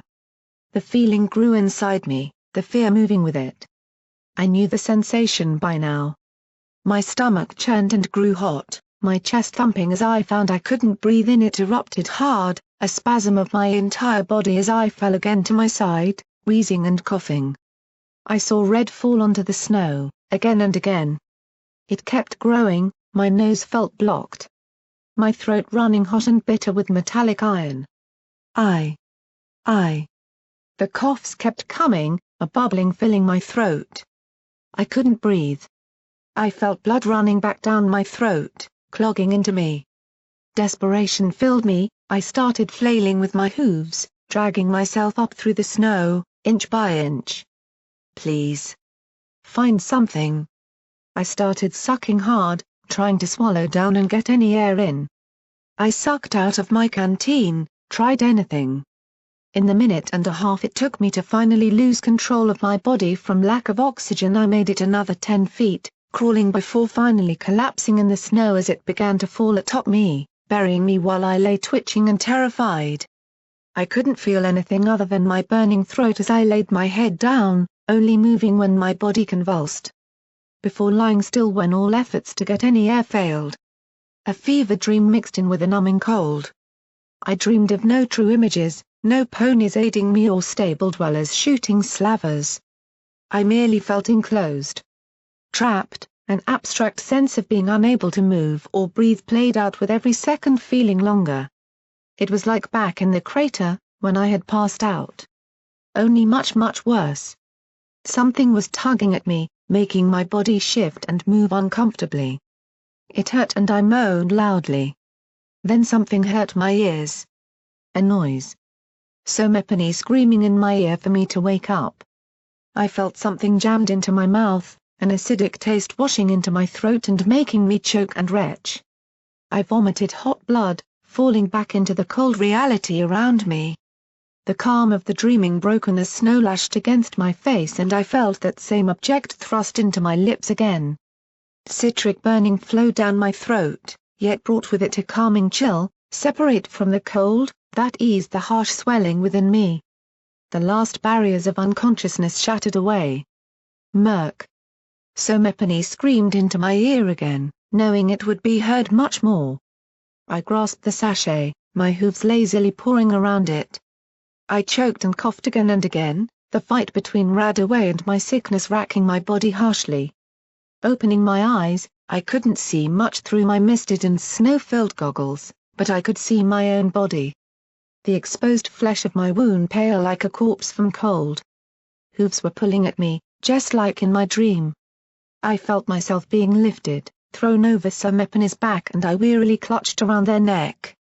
Finally, I dropped the empty sachet and tried to breathe, a thick and entirely unsatisfying wheeze making its way in. But any oxygen was a shock to the system to restart. The pony beneath me was moving, struggling hard as he moved forward. I clung to them, my back legs drooped either side of their torso. Only with a flash of red and black did I realize who it was. I could see an eyepiece blinking, pointing back toward me. P-Pro. Hang on, Murk. Just hang on. It seemed to take hours. It could have been minutes. He carried me uphill, in an entirely different direction to where I'd gone. We moved past clumps of trees until I felt the wind lessen, a looming rock wall growing ahead of us. Near to it, through my mostly blocked goggles, I saw a black gap of a cave. 2 figures were looking out of it. One ran out, azure blue magic carrying a thick blanket. There had never been any sweeter feeling than seeing my sister's face as the warmth of a heated fabric was wrapped around me, carrying me out of the wind and into the cave. Finally, in a better way this time, I passed out knowing I would be all right. It would have to be you, wouldn't it, eh? I sat shivering in a blanket, sucking deep on a packet of Raid Away. Before me a fire glowed in the cave and kept most of the outside air's freezing temperatures out. Technically it was destroying my night vision to stare into it, but I just didn't care. It looked warm and I wanted to feel warm. Glimmerlight sat beside me, a hoof around me and another blanket draped over her as well.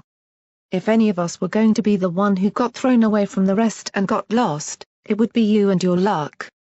I'm just glad you still had your pit buck. Protégé wouldn't have found you otherwise. Yes. Protégé. He'd saved my life for sure. Not just me even, his EFS had been the one to detect those he could find and group them together until they found the cave. My sister, Brimstone, Coral and her son Chirpy had all made it here. Mother and son were huddled at the back, Chirpy silent after the horrible shock to his system and held close to his mother's chest. Brimstone was near the entrance of the cave, staring out into the black void and little wisps of snowy white in the air that whirled in the blizzard outside. Of Grizzly and Rageny, nothing was known. Protégé was near us, helping build the fire to ward off his own chill. Everipany looked weak. I saw a few empty healing potions in the corner and a good few bruises. It turned out that Glimmer had protected Chirpy with her body in the crash and taken quite a bad slam in particular. Protégé had fallen back into the second wagon. Thankfully, aside from the front engine carriage, the rest hadn't gone right off the edge of the small cliff like mine did, instead sliding and rolling after the twisted rail caught them. My friends had gotten clear either before the fall or had been thrown from the train in the crash. Only the one I'd been in had plummeted right away. If I hadn't been thrown clear through the window. Here, keep drinking, Murk. Protégé lifted a purple potion to me. Can you see through your eye again? A bit. My body still ached. I'd still been recovering as it was, and even after 3 potions it still didn't feel right. At the very least, I wasn't in any danger anymore. Vision had yet to fully return to my right eye and it all felt swollen. I couldn't help but worry that my eyesight would have a lot of problems later in life after all this. I almost laughed. The notion of worrying about any one part of me failing earlier in life than it should after what slavery had done to my entire body over the years seemed trivial. Yes. I finally replied to Glimmer. It would be me. Hey, don't feel down about that, Libro. She smiled and gave me a careful squeeze. As I hear it, you got all the way back up from that lower part of the mountain by yourself in snow that, by all rights, should have dropped you much earlier than it did. Hell, I'm impressed. I blinked, looking up at her with wide eyes. Oh really? Just the wild stallion within driving you on, Murky. You're stronger than you think you are. All the same, I saw her looking a little worried. I'd been around Glimmer long enough to see it in her eyes. We'll get you out. I'm not going to lose you to some disease when we're this close. Don't listen to what the doctors tell you, Murky. I'll try. Just, hang on, okay? She leaned down and hugged me. I know it's getting worse, we'll keep finding you that Raid Away. Not long now. Just hang on. Please. She held on for a little, before patting my shoulder and getting up to go back to her work. She'd recovered a few weapons from the wreckage before they got away and now spent time trying to keep them clean from all the ice forming over them. I simply tugged my blanket in closer and went back to sipping that foul orange juice to quell the burning in my lungs and throat. I'd had to go into the back of the cave twice already to throw up and I didn't much feel like it again. Still, I managed to feel a little better from Glimmer's words. Coral nodded in agreement, before going back to coddling her son a little. The poor thing barely knew what was happening. All around me, those in the cave were huddling as best they could. It was freezing in here, the walls were lined with a thin layer of ice and I could see the hard stone floor numbing me where I sat. I tried to just sit quiet and draw with my journal open in front of me. But it wasn't any good. My teeth kept dropping the charcoal. So. What do we do now, protégé? I still chattered as I tried to resist the cold of a gust of wind sweeping through and whipping the fire to one side. We can't go back out there, and not now. I saw him bite his lip, pulling fabric over himself like all the others. We'll need to last the night first, and it's only going to get colder as the weather front closes in the morning. We'll make a decision. Colder? I squeaked a little, before coughing badly. I heard Brimstone shift back from the entrance and stomp across to the fire before setting down. The wind's getting stronger out there. Temperature's going to drop hard. Just keep the fire up. Protégé didn't look up but simply nodded blithely and prodded at the fire a little more. We had a small stack of wood drying beside it that Brimstone had brought in. He was the only one of us properly able to resist the cold out there for any length of time. Brimstone occasionally went for wood, Protégé worked the fire and managed to produce a small book from his saddle bag, and Glimmer kept working on our equipment using said warmth. After a little time, she took my battle saddle from me to straighten out the broken parts of it. Seeing the mouthpiece all bent like that genuinely made me feel quite sad. It was my saddle I'd always wanted. Instead of just simply sitting watching her, I moved over to Coral and Chirpy. Is he all right? I spoke to Coral, sitting in front of her and looking at the shivering little foal. He's with me. She spoke flatly, as though that's all that needed be said. Chirpy looked at me and, bless his little heart, tried to smile a little. Hello Mr. Assistant Murky. Hi, Chirpy.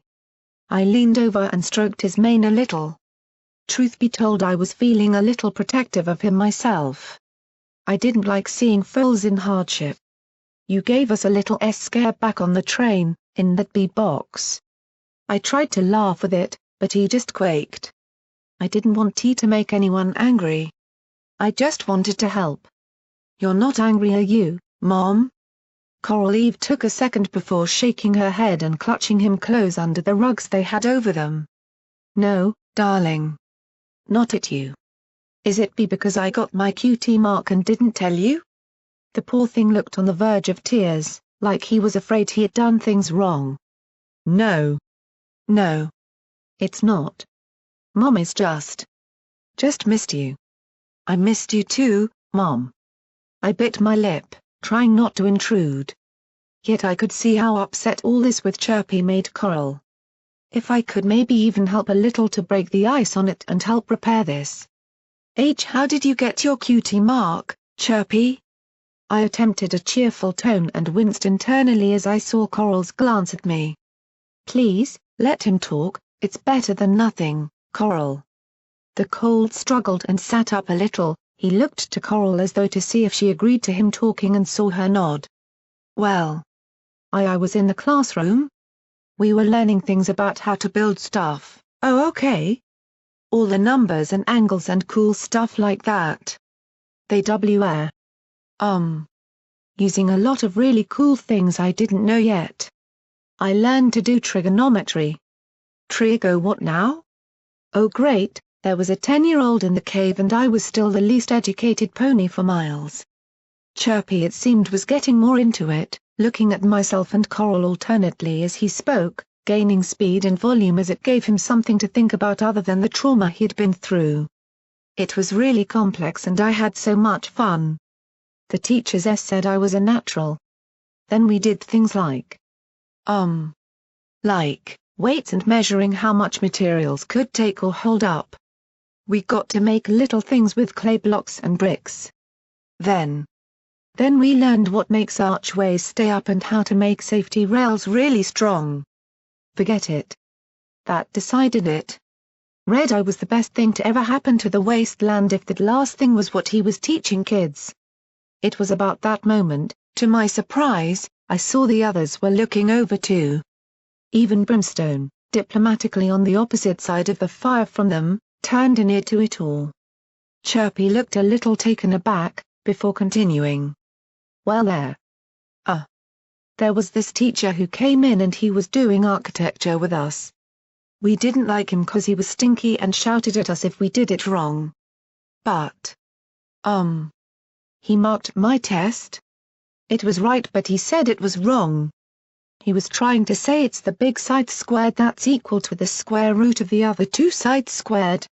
But it's actually just the length of the big side if you're square rooting the other two first. You don't square it too if you have a square root in the equation already. Chirpy coughed, pulling his blanket away a little to show his cutie mark. Then he sort of didn't say anything for a while as he worked on it. Then this appeared and everybody knew I was right. I saw Coral's face flush with abject pride as she heard her little colt reel off things that I imagined neither her nor I got. However, I did see both Protégé and Glimmer grin widely and nod. Well done, Chirpy.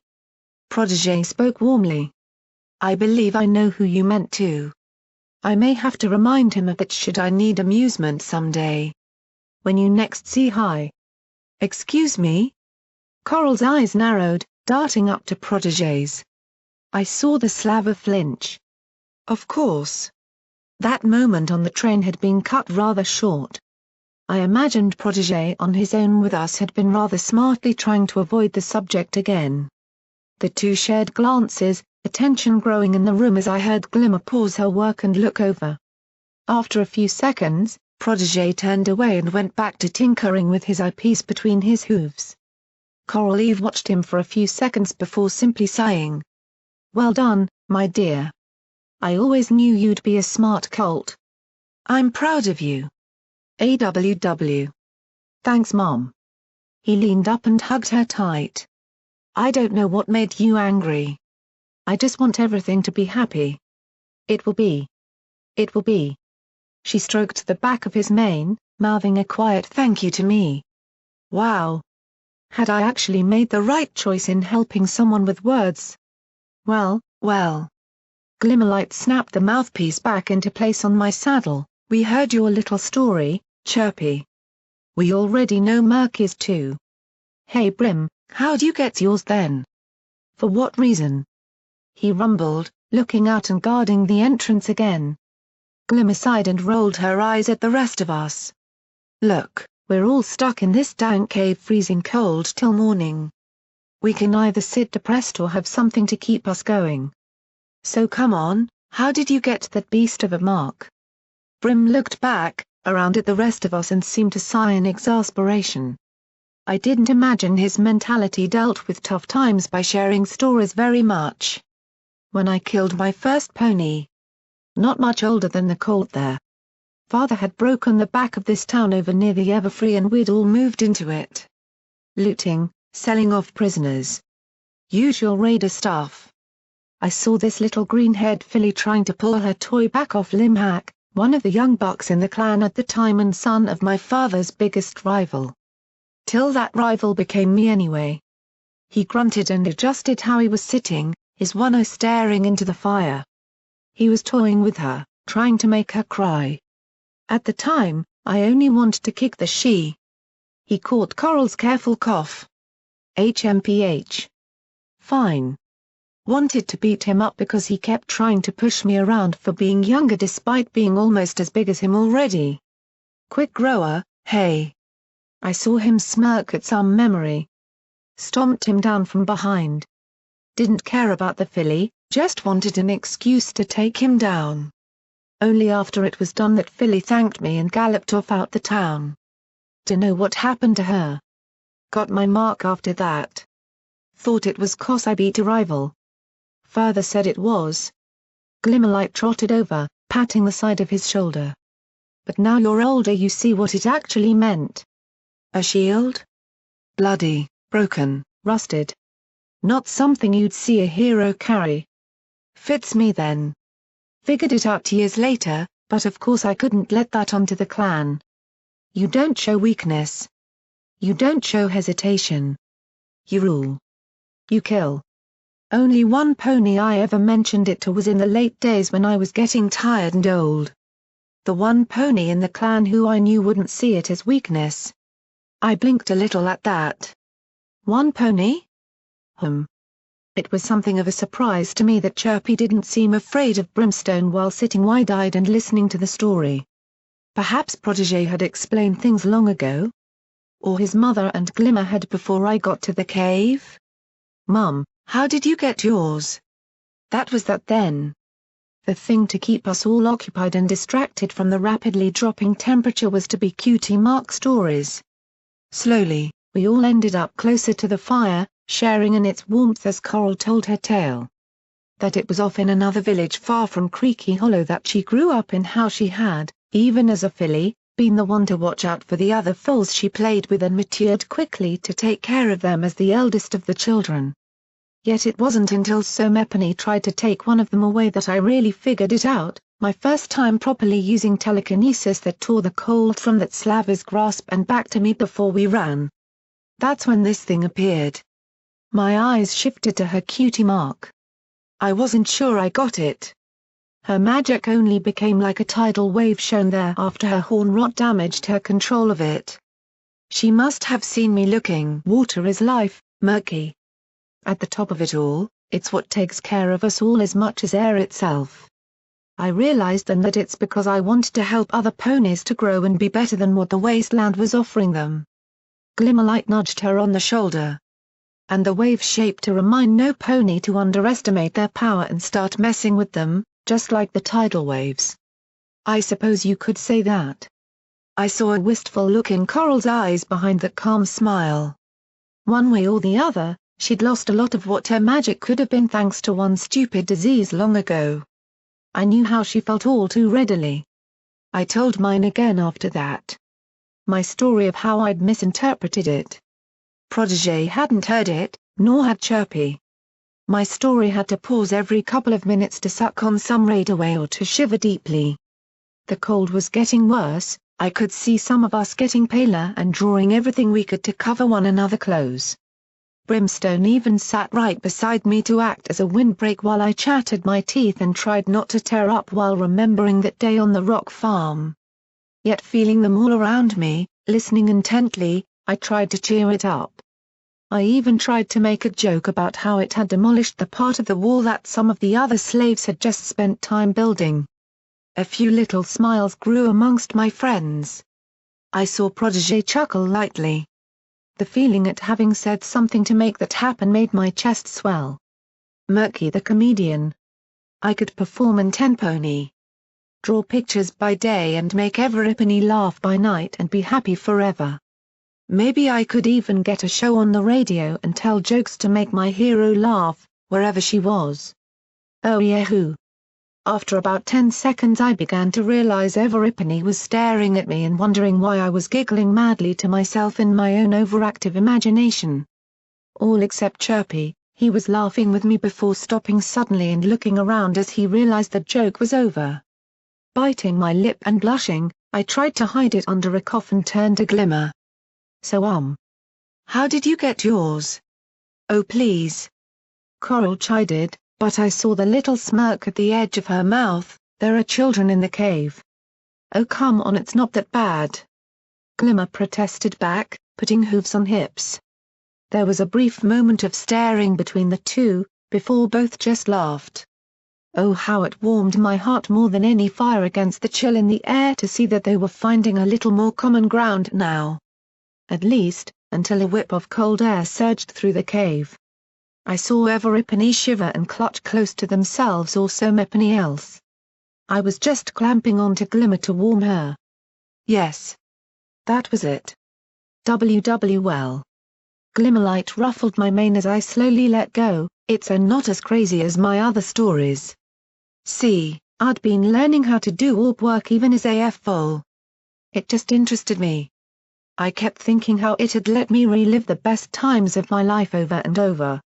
I saw her clutch her rug tighter around herself. Somehow, I could guess it wasn't just from the cold. I guess that's not how it turned out, huh? But regardless, back then we were springing a surprise party for one of the other initiates. Only he stumbled in on it while we were setting it up. I was so disappointed. I'd even painted up a banner after acquiring some from the stocks we weren't maybe supposed to touch.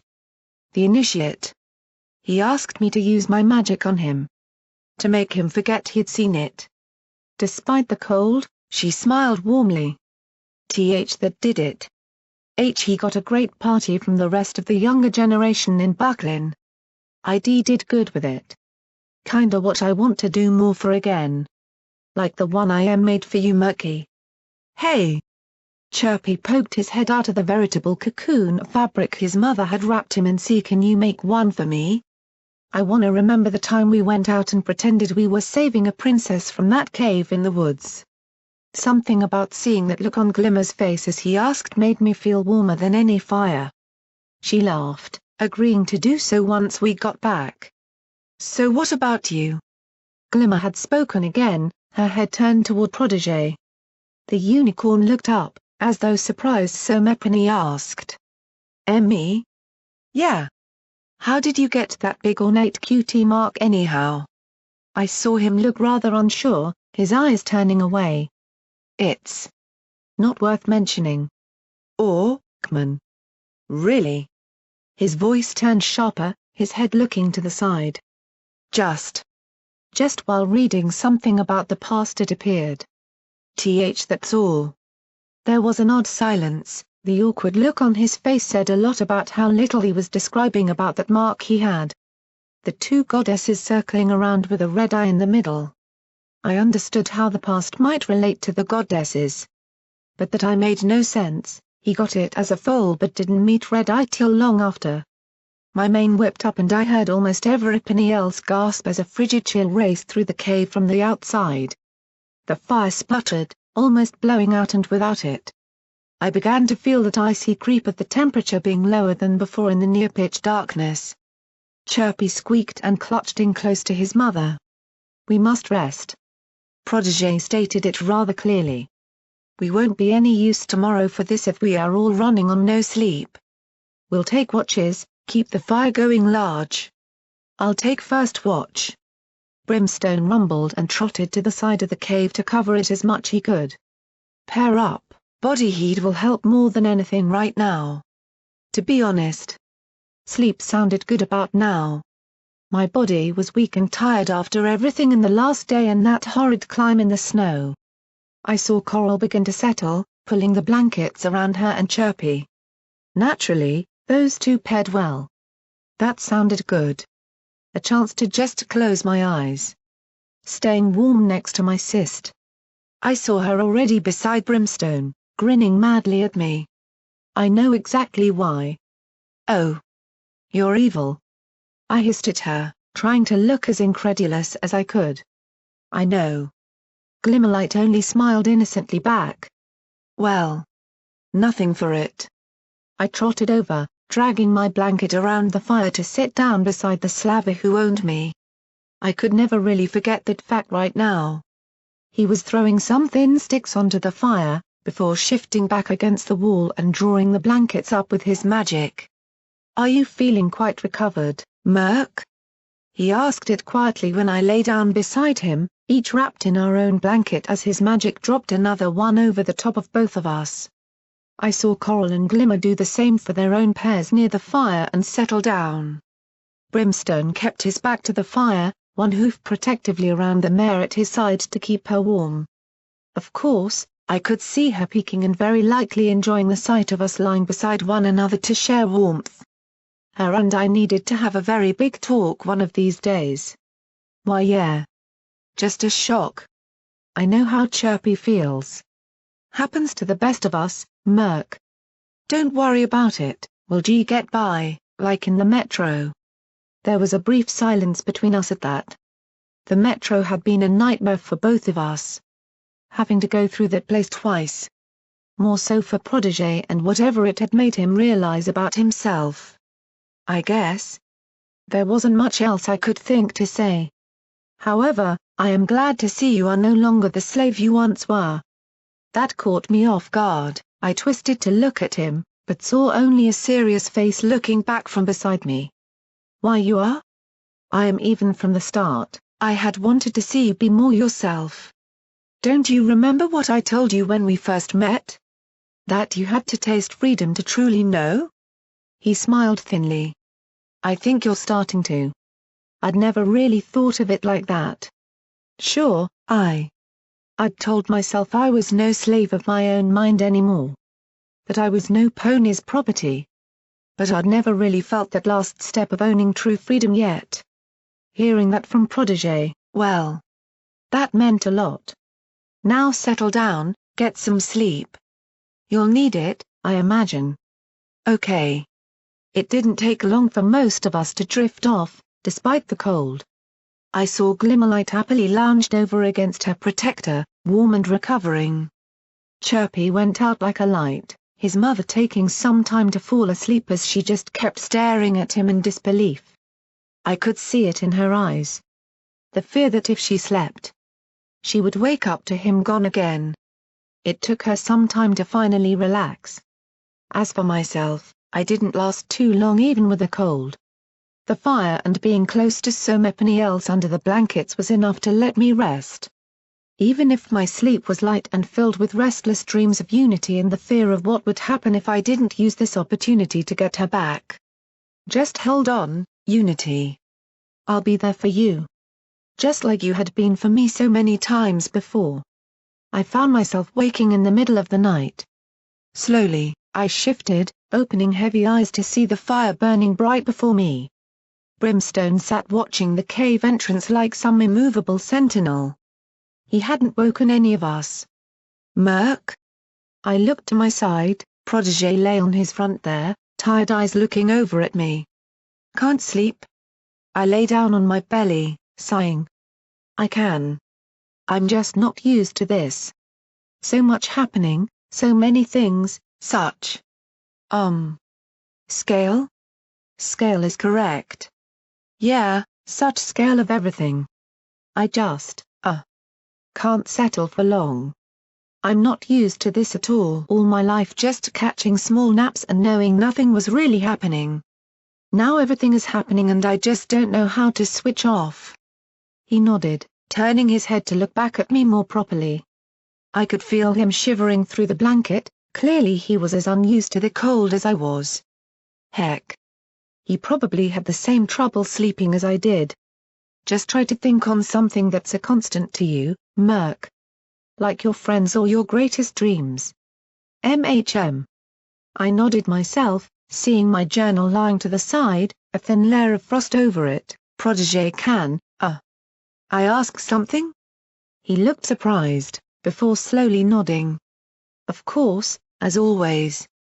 How did you get your cutie mark? I mean.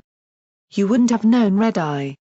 Protégé went rather still, his eyes taking on a sad and faraway look. Slowly, I felt him shift and get his hooves below him to lay more properly. I did not feel comfortable speaking of it amongst all listening. I'm sorry. I understand? Protégé didn't acknowledge my words at all. Speaking to you though, as somepony who understands what it's like, however. Suffice to say, you have made a mistake. Yes, my mark bears Princess Celestia of the Sun and Princess Luna of the Moon as an image of an old world. The Red-Eye is. I saw him make a gesture not common to him, a nervous biting of his lip. Suffice to say, times were different when I was brought to Philadelphia than when you were Murk. Master Red-Eye was still gaining much of his control over the Slavers. A great number carried out the things they did before being employed. Ways of identifying their slaves. I felt a shoot of cold down my spine. It wasn't the temperature of the cave. That eye is not my cutie mark, Murk. He sighed. It's a brand. I didn't even know what to say. I really didn't. Of course I wouldn't have known. Protégé had been a slave here years before myself. Any others who had fallen prey to such a horrific practice would no longer be alive in Philadelphia's conditions by now to have seen it before. I'm sore. Yet, scar or not. It is a part of me now.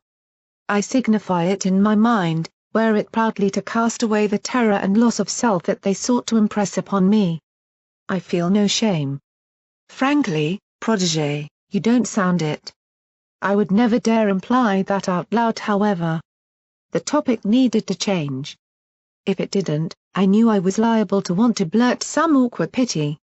All the same, I couldn't help but lay a hoof on his shoulder through the blankets, just to let him know he didn't have to consider it a shameful thing to talk about. "So, you said you read something too. Get your real mark. What was it?" He settled down and made a small smile again. "The Old World, Murk. A book written by Twilight Sparkle herself. The Elements of Harmony, a reference guide, version 2. Covering the history of them till our modern day." Once I finished, I saw my own mark upon my flank. After reading of Celestia and Luna, the balance of that which was once great. Yet it was not reading of peace that brought me to realizing what it was I wanted to recreate. No. It was upheaval and the restoration that stemmed from it. The tale of Nightmare Moon. When an imbalance brought the land into darkness and lay a terrible choice at the hooves of those who could save it. Eyes closed as though remembering it all, he spoke in a hushed conviction as we huddled together and tried not to wake the others with our talk. If Brimstone heard, he gave no sign. The older sister, Celestia. She had to bring the world to the light once more, even if that meant having to sacrifice her own sister to the moon for 1,000 years to do it. To commit a dislikable, yet necessary act for Equestria to survive. Sacrifice, Murk. Lying beside him, I thought back to the things my mother had told me. The stories she had imparted to me as well. I knew these myths to some degree, if hazy on names and specifics. But didn't Nightmare Moon return and was defeated more properly for good by 6 ponies coming together and using the magic of their friendship to make a more lasting solution? You said you finished the book before seeing your mark, so. Maybe it was. There was a silence as he looked right at me, staring through my eyes. That bit? Protégé looked at me for some long seconds, made a dismissive grunt and lay down again. Try and get some sleep, Murk. There is a lot to do tomorrow. That was that. He turned away, lying with his back against my side as I settled down beside him again to try and daze off. It actually stung me inside, made me feel wretched to look on him. To see somepony with as much courage, intelligence and kindness so indentured. He could have been somepony so much greater. Please, Protégé. Why do you have to follow him? Why use that loyalty you speak so highly of on Red Eye? Morning didn't feel much better than the night before. We had left the cave promptly, Brimstone having woken us at sunrise. The big raider had taken watch all night, not holding to his word to wake any pony else up to replace him. Somehow, I had a feeling that had been his plan all along. A brief inventory and packing up of our things, we left anything not immediately needed in the cave and moved out into the deep snow. Heavy mountain mist ghosted in the crisp morning air around jagged rocks and steep slopes of satin white. Coral and I had crafted our woolen blankets into things we could wear, sewing rough winter barding together against the icy air. Our mission hadn't changed, we needed to find where the trains went and get in using my pitbuck and his EFS. Protégé led the way by waypoints and maps. Glimmerlight came behind him, alongside Brimstone and myself. To keep me from the snow, I'd spent much of the journey on Brimstone's back, much in the same way Chirpy rode on Coral with his little hooves wrapped around her neck. I really hated having to be cared for like this. But my sickness left us no choice. I'd burn every bit of anti-rad medicine we had if I were to wade in that stuff again. All the same. While I had found it a land of haunting snowy trees last night, today it almost seemed like a new world. Stunning clear views every time the mist blew by over the immense shallow valley that held Philadelphia below set me yearning to stop and sketch. I contented myself with just staring wide-eyed at it all, seeing the world from a new perspective up here so close to where the clouds started. Indeed. The top of the mountain on the other side went right through the cloud layer. I wondered what was up there. As I stared up, hearing Glimmerlight and Protégé discussing directions ahead of me, my eyes caught something on a ridgeline above us. Something dark and moving. Up! I screamed, pointing a hoof. Weapons were drawn. Brimstone tossed me around to keep me behind him, and I saw Coral's horn light up. Above us, that shape dived from the ridge, spinning and landing upon a tree branch next to us. The impact shaking the snow from it, bending the trunk as a jet-black griffin gripped it with her talons. Rajni. Been looking for you lot all morning, late risers? She smirked, before nodding more respectfully at Protégé. Plans still to go ahead? Indeed. Protégé holstered his revolver, bringing my pip-buck to his face again instead. The mining camp shouldn't be much farther. I had been hoping you'd spot us around. What of Grizzly? The old stallion's up ahead scouting out the camp. We found it last night in the storm before bedding down nearby. Was considering slitting a few throats out of boredom if you didn't turn up. Follow on, I'll take you to him. This may not be easy, given what we're up against. Then let's take a look. Lead the way. A couple of sharp rises and falls later, our slow trek brought us to the outskirts of Grindstone and Shackle's mining camp. I heard it before we saw it, the sounds of slavery recognizable anywhere. Moving chains, shouted commands and the ordered crump of hooves in unison over snow. Yet as we reached the ridgeline and Grizzly's hideout beneath a fallen tree, I got my first look. Nestled within a sheltered basin of a plateau, the camp was definitely not built after the balefire. Well-constructed wooden huts still stood strong under the snow upon their roofs. In particular, I saw one stone and plank constructed building beside a railway with small cranes and offloading facilities. Another long hut seemed to be a dormitory. This wasn't just some small refuge. This had been a full facility. My eyes traveled closer to the base of the mountain's peak and saw the entrance to the mines itself. This was no small door. Over 30 meters tall, a colossal mouth of the mountain itself yawned out from the rock face. Jagged at the top, like teeth ready to snap down shut, it curved around the sides to make a wide entrance that now bore multiple tracks of minecart rails and processions of workers going in and out. I saw carts filled with rock, metals and even gemstones. This used to be a gem mine in the times before. Impressive? I felt Protégé shuffle up beside me, the thick overcoats we both wore rubbing in the tiny space of Grizzly's crudely built observation shelter. It's...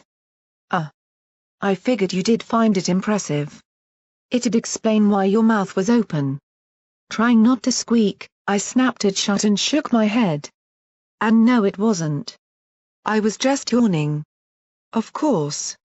He tried to grin, but on his tired face it merely looked forced around the deep worry in his eyes. The Peak mining facility was one that was said to be Philadelphia's next major source of local material. Saves a ton on import fees, I'd presume. Only it got bought out by the Ministry of Arcane Science on account of the high gem yields found within. Not much other documentation given it only went active and operational a few days before the world ended. The ministry I don't think even got official confirmation that it was theirs. And yet Aurora had been up here long before that, I would bet. I felt myself squashed to the side, old Grizzly pushing his not unsubtle bulk into the post with us. Pressed between them, I could only squeak when either moved. The old stallion looked down at the station. You want to get in there, Protégé? That would be the plan, yes. We need to find whatever it is they want from Aurora to get that door in Ministry Station open and keep it for Master Red Eye, not their little coup. Old Grizzly shuffled back a little, turning to look at the younger Slaver. You really think this could become an all-out coup, kid? Master Grizzly. You didn't see what was down in that metro. The old memory machines, the effect in the very air itself. The influence with such a facility would see them ready to make a claim for power. If any number of my theories are correct about that place, it would give Shackles a foundation to claim Philadelphia in Master Red Eye's absence. Very well. Hearing Protégé talk of that, I could feel the shiver he made close beside me. I had to talk to him directly about that all. I was the only pony who could possibly understand it. Who had shared it all both in and out. Compared to the stern and confident slave master I'd known in the weeks before, it felt almost wrong to see him so fragile, no matter how he spoke or tried to hide it. There was a shoving from behind. I whimpered and felt myself being shoved down a little as somepony else crammed in. Glimmerlight giggled and shimmied in right on top of me to get to the front, resting her chin on my head after ruffling my mane. See? Plenty of room. I've snuggled with more ponies in smaller spaces after a party in Friendship City. Glimmerlight winked at the three of us. So what we got? I'd make a joke about 3.5 ponies in a post I built for two, muttered Grizzly with a grin to me, but I think I count as two in my old age. Anyway. He cast a hoof out, pointing around the facility. We've got the entire place ringed by a mesh fence topped with wire. Guard posts on each corner, a sealed gate and ponies watching over the main entrance itself. Slavers trotting everywhere and an old bell I'm guessing they're using as an alarm. There's been some poor sod stuck out in the cold all night manning it. I cast my eyes out over the camp itself, following each of the defenses he had spotted. Grizzly was right, this was a pretty secure area up on the mountain. I could see a group of bushes leading up to the wire though. I knew at least I could have gotten to the fence itself if it were just me or maybe one other pony. I'd go along that iced-up riverbed. Stick below those rocks. Yeah, I could do that. I wouldn't want to. But I was allowed to think of plans too even if I was too much of a coward to actually carry them out. Here. Look lads and ladettes. Da boss is bearwork. I heard the shout from the encampment below, shuffling forward a little from under Glimmerlight to stare down. A small group of raiders camp pouring out of the dormitory, rushing across the snow toward the gate. Shrinking back a little, I saw the crazed form of Wildcard sauntering through, dragging a gutted mountain beast behind him. It looked like a large tusked boar with thick fur. Branches on me. Carry it in. Get all the thigh bones out. I hate thigh bones. Leave the hips though. I like the hips. Yes, boss. This is gonna be great. They were his raiders. Like the ones in Glimmer's orb. I heard her go silent and watch with me too, seeing those tattooed and pierced monstrosities that call themselves ponies stagger around and work with frightening speed to strip and skin the beast right in front of everything else like animals. Pouring alcohol over the still raw meat and occasionally drinking it themselves or injecting and crunching more devious substances. They were drugged into a permanent state of insanity in the look of their chief, Wildcard. Even as I watched, two played some game with a knife stabbing around their hooves, trying to go faster and closer before it sank deep into the flesh. The raider merely laughed instead of screamed, holding the limb up with the knife in it, his other hoof pointing to it like a puppet as he made it jiggle. Sweet goddesses. Kid, I'm not seeing a way in here. Harsh as it is to tell. If we'd been on that train then maybe in the night we could have slunk in, but now? With all this in daylight? There has to be a way, Grizzly. Protégé seethed, clenching his teeth as his eyes looked for a way in. This is the only way in, we have to make it work. Grizzly snorted, casting a glance behind us where Coral waited with Chirpy, Brim and Rajni. Not going to be easy if we don't even know who's on our side. Yee. Glimmer snapped, leaning over me in the tiny area. That's her son, what did you expect? I looked from side to side as they snapped at one another. About who attacked who? About keeping it together. It was all above me as I thought about the camp instead. Something didn't seem right. Sundial had said a small door. That was anything but small. I tried to look for anything smaller, a second way in. Nothing caught my eye. Something else did. Somepony else did. I almost shoved past the others, pulling Grizzly's binoculars from his hooves to look through them. He didn't even notice as he half-argued with Glimmer and Protégé over how to go about this. Yet I suddenly stared through them. I'd seen a whiff of orange and red hair. Between those hearts. I adjusted the focus, a rather amateur attempt, but after a few tries I finally got something resembling a clear look. Down between two hearts, the colors stood out to me all too clearly. Chained to a doorway, lying on her side below a frayed blanket, I saw Unity. They had her up here already and she was still outside. I fought to urge to rush through with my own plan to sneak in immediately. She looked so cold. Shivering and dirty, her beautiful mane unkempt and bedraggled. Yet I saw her defiantly stare any slaver that passed her in the eye. You go, Unity. If we go in one at a time we'll get spotted early. Yet if we all go at once, we get spotted together. I held a hoof up. Aye. Brute force will only get us so far too, protégé. Think a distraction could clear a way for some of us to go inside? Maybe if I tried to make myself heard. Yeah, and then who gets left in the killer snow, huh? Glimmerlight looked at him seriously. You need Everipany, you can get in there. Excuse me Everipany, I'm so sorry, but I realized they had all suddenly looked at me and felt far too much in the spotlight. I mean, I might have an idea. Absolute preposterous. Grizzly hissed his words. How are we meant to trust something based on a nothing that you heard in some diary? We all sat in cover, a few hundred meters away from the camp to discuss my idea. I hadn't even finished telling it when Grizzly had spoken out. You want to sneak in there, get one particular slave, get back out again and then locate something we don't even know exists? I trust him. Trust who? Grizzly threw up his hooves. Protégé, our best bet is to wait for darkness. Find the next supply train and use that to sneak inside. There is no other method in. But there, is. I blushed, almost falling back behind Glimmerlight. And it's not all of us. It'll just be, me. I'll sneak in and get Unity out.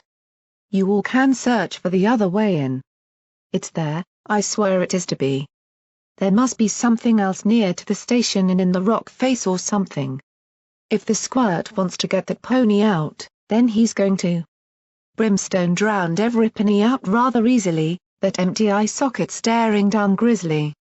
Murky isn't the sharpest tool in the city, but if he says he trusts something, I believe him. I sat almost in disbelief. I'd never imagined Brim held that much faith in me. As do I. Coral spoke up, moving behind me. It only stands to reason to try. You want to wait for nightfall so we can huddle down and barely survive again? Fine. We can hunt until then anyway for this other door. Frankly, I'm not sure what you say is worth much anymore, Pony. Rajni simmered from nearby at Coral, after that stunt you pulled on the train. Attacking your master, you're lucky I don't just take you off and just try. Enough. We need every pony we can get, distrust or not. Grizzly snapped at them both, I don't like your tone, slave. You better learn your place, nicer Slav is present or not. But I will not have you throw this away on petty distaste, Rajni. Both of you understand? Just commit. Protégé? I saw Coral sit without a change in expression. Grizzly began looking to Protégé as though for aid. The unicorn sat quietly, before nodding. Coral Eve is correct. It merely makes logical sense to search for this secondary door while we have the time to do so. What else would we be doing? However, Murk, I am concerned about this idea of yours. Do you really understand the danger that is Shackle's camp now? If you're caught. I really want to help her. To my great surprise, he smiled. Standing up, he moves to the outer edge of the shallow ground we'd cleared of snow. I understand, Murk. I witnessed your passion to help those you care about in Ministry Station. If you wish to do this, I cannot stop you. Given what you say about this mare. About how Grindstone seems to have appropriated her. It leads me to believe that perhaps she has a greater role to their plans than we may be appreciating. Taking away an asset to them could perhaps aid our own quest here. That was a point. I'd never thought about that before, why they had lied about her stallion to get her again. Was it something to do with her special talent? I didn't even truly understand it yet. I told you my special talent was bringing ponies together, Murky. This is how I do it. To create objects that forever remain as a link between ponies. Create objects as a link. A memory? Did Unity know memory magic in a way I didn't understand yet? She had to meet Glimmer. My sis would figure it all out. Protégé nodded at me and the rest, clustered in our little hole. Get ready, Murk. We'll support you from the observation shelter and lay ready to give you two a distraction to get out. They have outlying patrols and buildings I'm sure that Brimstone and the others can bring some attention to instead of you. Meanwhile, Ragni and Grizzly? You two search for this additional way in. HRMPH. Fine. Grizzly didn't look too pleased, but stood and picked up his old Equestrian Army rifle. If you believe this is the right idea, Protégé, I won't distrust you. If there's anything out there, we'll find it. Ragni nodded, strapping her twin rifles over her shoulders and wing restraints. They headed off immediately, clearly itching to do something other than sit still. Now, Murk? Protégé looked to me and handed over a flare. Good luck, fire this off if you need us to start anything. I had most of my things on me already. Taking a swig of my canteen to ward off the ambient radiation in the snowy air, I made sure that Rarity's Grace was all loaded and that the grapple gun functioned right too. I had a few of our medical supplies in case Unity needed any. My journal and other unneeded items I left with Coral Eve to save weight, but I kept Unity's little statuette of Litlapip next to my chest. It felt right. Strapping on my goggles and wire cutters from Glimmer's toolkit, I felt as ready as I ever would be. Actually, that was a complete lie. The moment I stepped up, hopping over rocks to begin my journey, I felt the dread come down. Could I do this? I'd asked myself this question every time I had to do something myself and I never felt any better. But this wasn't dark Philadelphia with all its hiding spots and rules I understood. This was wasteland. A mountain with horrible drugged raiders and slavers who weren't playing by any pony's rules anymore. I couldn't. Hey, Lilbro, shall we get going then? She suddenly trotted up next to me, a lever-action rifle slung by her side for easier movement. All geared up with her tools and Ranger Initiate robes strapped closer to her body in a more form-fitting style. Esses? Glimmerlight simply grinned and ruffled my mane. You seriously didn't think I was letting you go into the shit alone, did you? After how far you came for me down in the metro. Let me get fucked over every day if I'm letting you do this without me backing you up. Behind us, I heard Brimstone make a deep chuckle. No change from normal then. Glimmer's head bolted around, eyes glaring daggers at the big earth pony sitting with a wry grin. I couldn't help but make a little giggle myself, before being shoved by her hoof and saw her make a little pout. I tried to act all wingmare for you and this is what I get. PSST. Stallions. I saw the grin on her face though. She lifted a hoof and with a little laugh I bumped mine against hers. Let's go rescue your friend, Murky. You and me, the dream team, huh? Hee hee. Why yeah. Both of us cantered off away from the group. Myself hopping from rock to avoid the snow while trying not to overstrain my weakened body. Gradually, we came to the top of the small hill and looked down at the camp. Through my binoculars, he hadn't asked for them back. By my logic, that meant they were mine now. I saw Unity again, same place as before. She's still there, sis. Then let's go get her, Murky. Together, we dropped off the hill, sliding or sneaking down into the bushes to make an effort to finally have Unity back and with us as a group. They wouldn't take her from me again. I wouldn't allow it. Not after this time. Not ever. TNK. They here? No. No. Do another. TNK. Glimmer's cutters sliced through another little bit of wire in her magic. I was glad she was doing this, they looked complicated for hooves. Instead, I sat still and listened out for anything while she made the cuts. The journey up had been tense, but I felt a little surge of pride that the route I'd spotted had worked. We'd gotten to the fence completely unseen. TNK. Last. 1. There. TNK. The square section of wire popped off rather sharply. We both froze. Looking up, I saw the guard post a dozen meters away behind the bush that obscured this section of wire. A rifle barrel protruded in the opposite direction. Looking at one another, we breathed a sigh of relief. Slowly, her magic lifted the wire away, leaving us with a little hole to squeeze through. I went first, feeling the chill as I pushed my belly close to the icy rock beneath us and wriggled my way in before quickly rushing between the two nearest huts. Behind me, Glimmerlight shimmied her way through, dragging the block of wire with her. As soon as she reached where I was, her magic settled the piece back roughly where it should be to cover up our way in. "Hard bit done?" she whispered to me, grinning that grin. Oh, how I was happy for that optimism along with me. "And no? Pity." The huts seemed to be mounted up on short legs to prevent them from being snowed over. Digging away a little snow with my hooves, I pushed my way under the one nearest to me. I didn't feel anything. But a few sips from my refilled canteen felt only the best idea. I'd have to use the snow to get around here in such broad light. Well, light by the wasteland standards anyway. There was still enough dullness to just fade into shadows behind larger snowdrifts against buildings, I thought. That could work. As I moved across the loose stones and hard earth, I heard hooves creaking the floorboards above me, maniacal laughter twinged with curses and the sound of meat tearing. Oh goddesses! This was the raiders' cabin. I shook my head. They didn't know I was here. Now, to get an idea of my bearings.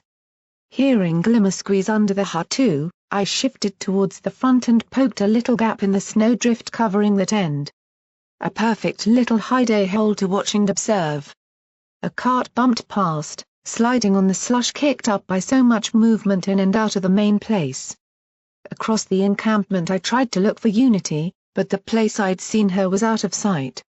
Somewhere further up the street. I'd have to knock too big a hole to stick my head out.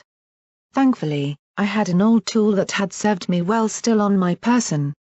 Shoving that little mirror into the snow, I angled it to see further up the street, simply praying it didn't glint too much in the white glare outside. A white mist drew down over the street and blocked my vision. Dan. Patience. Murky. HM? I looked back quickly to Glimmer. She was looking around the back. There's two guards moving down the fence. I don't think they'll see the gap we made, but I think they just came on patrol. They aren't leaving that area. Ah. Fuck. Could we sneak past? I bit my lip. Not a chance. Not even you. I sighed, bonking my head lightly on a leg of the cabin. You're right. FFFF. Feathers. She turned back, smirking as she had to adjust where she was lying under the low floor. Still working on saying that, huh? Gotta come from down deep. Can't believe we've not got ya to say it yet. Rolling my eyes, I turned back to my mirror. The mist was beginning to lift a little, a harsh wind blowing it away and carrying ice crystals like sharp rain. Blinking as some flew into my hole, I wiped the glass and squinted to see in it. There she was. A few cabins up, chained to a supporting beam, I could see her cream body protruding out from the meager rug. Unfortunately, she was surrounded by slavers. One of them. Oh no! One of them picked up her chain, unhooking it from the post. They were. Glimmer, they're moving her. Where? I don't know. Seekman. We had to move. Even as I watched, the slaver started dragging her away, Unity with her head held as high as she could from the collar. Retrieving my mirror, I crawled under the hut and through the snow that had blown under. Let it irradiate me, I needed to get moving. Slavers wandered by the edge, their hooves mere feet from me. Hard to get good ale up here. I miss the Roma. Don't complain, alternate was to work for Slit. Here she got given authority over that factory district now. Point, mate. Point. Hey! Hey you! A third slaver ran up, a big one in somewhat nicer-looking clothing. I waved at Glimmer to stop as I saw the form of Grindstone behind him. Has there been word from the ministry yet? Grindstone's voice was quiet and breathy. Yet the slaves stood to rigid attention before him. Why yes, master.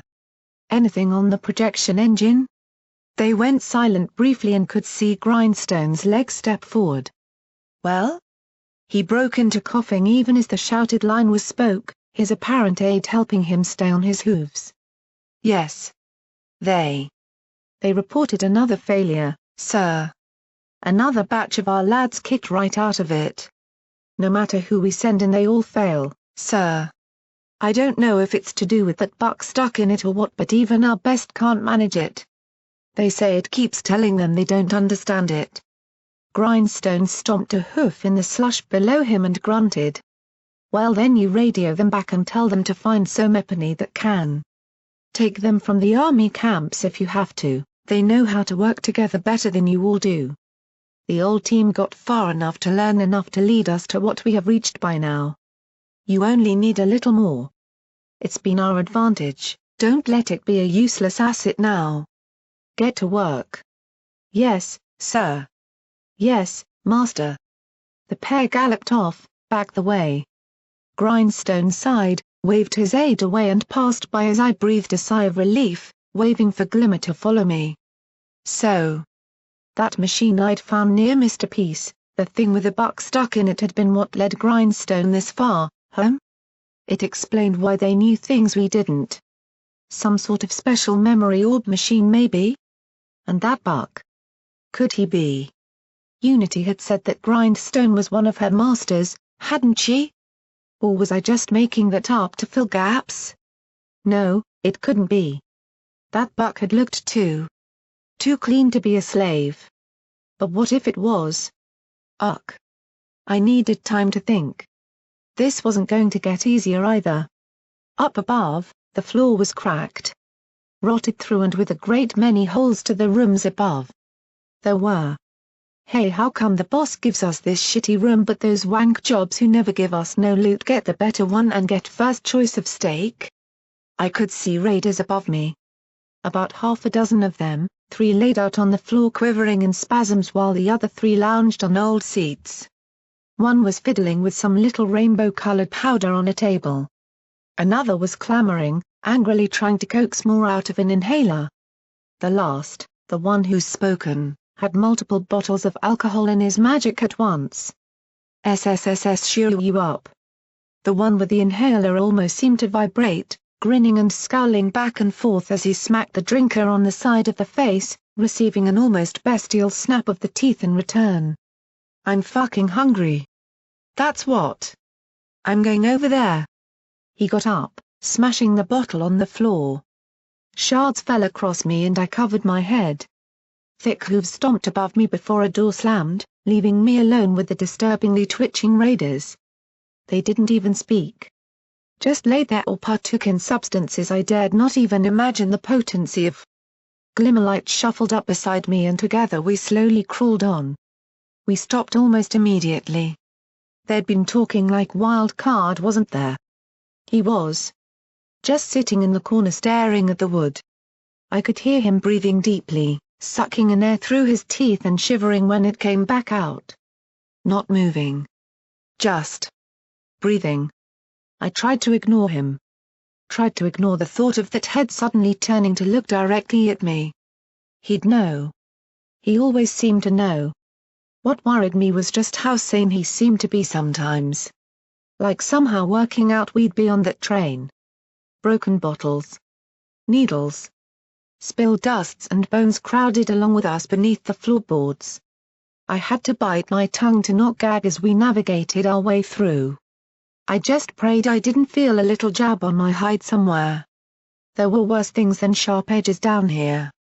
Above me, I heard a raider scream and thrash, some sort of manic high kicking in before he laughed madly. These raiders were insane. I almost squeaked out loud as he suddenly moved and rolled onto his back.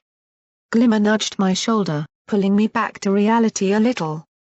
I realized just how much I was shaking while peering up at him right above us, lying still near the other raider who was rolling back and forth on the ground like an animal.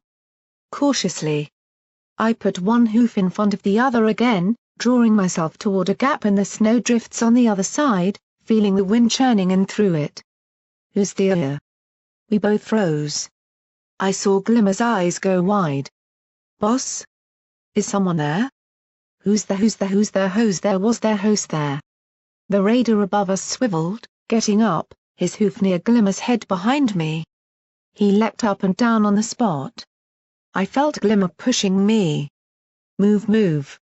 Crawling heedlessly, I tried shoving Glass aside with the thicker sleeves of my winter clothing. Dragging myself through and inching to the hole. Had he seen us? "I hear somepony. Somepony around here. Can feel the itchy mane and the twitchy hoof and all the little signs of a sneaky thing." Wildcard sat up and started scanning the room, breathing deeply with excitement. The other raider spun in circles, screaming. A half-brick smacked into his head from across the room. "Shut it. You've had too much o' that shit." The manic raider howled, charging his colleague. The table smashed apart. The drug dust flew into the air as they brawled. Others awoke, leaping into the melee. Soon, the floor was splintering and cracking apart as their weight and strikes torn into the rotten wood. Wildcard fell over, howling with laughter at the sight. His hooves banged near me. Sometimes his face looked down, but with eyes closed while laughing. "Oh goddesses, don't open." We crawled. We crawled. Rushing as best we could. I froze as I saw my hoof about to land on a sack of blooded needles, whimpering when I had to crawl around a wooden post and press over half-rotten Brahmin guts that had fallen below their sick den. Finally, I reached the freezing snowdrift and pressed through. Oh goddesses! Thank you for your watching over me in there. Irradiated snow or not, I couldn't help but breathe in the cool air again before helping pull my sister out.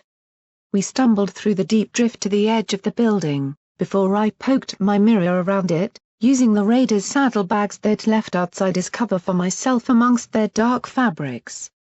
Unity wasn't hard to spot. She was in the middle of the camp, being taken toward that giant entrance. We'd lose her if she went in. "Gee Glimmer? We're not going to catch her." "Yes we will, Murky. We'll." "No." I turned to her, looking her dead in the eyes. "We're not. She's too far. We need a distraction." She stopped and nodded, understanding what I'd meant. "The flare? We need that to get out." I mean another distraction."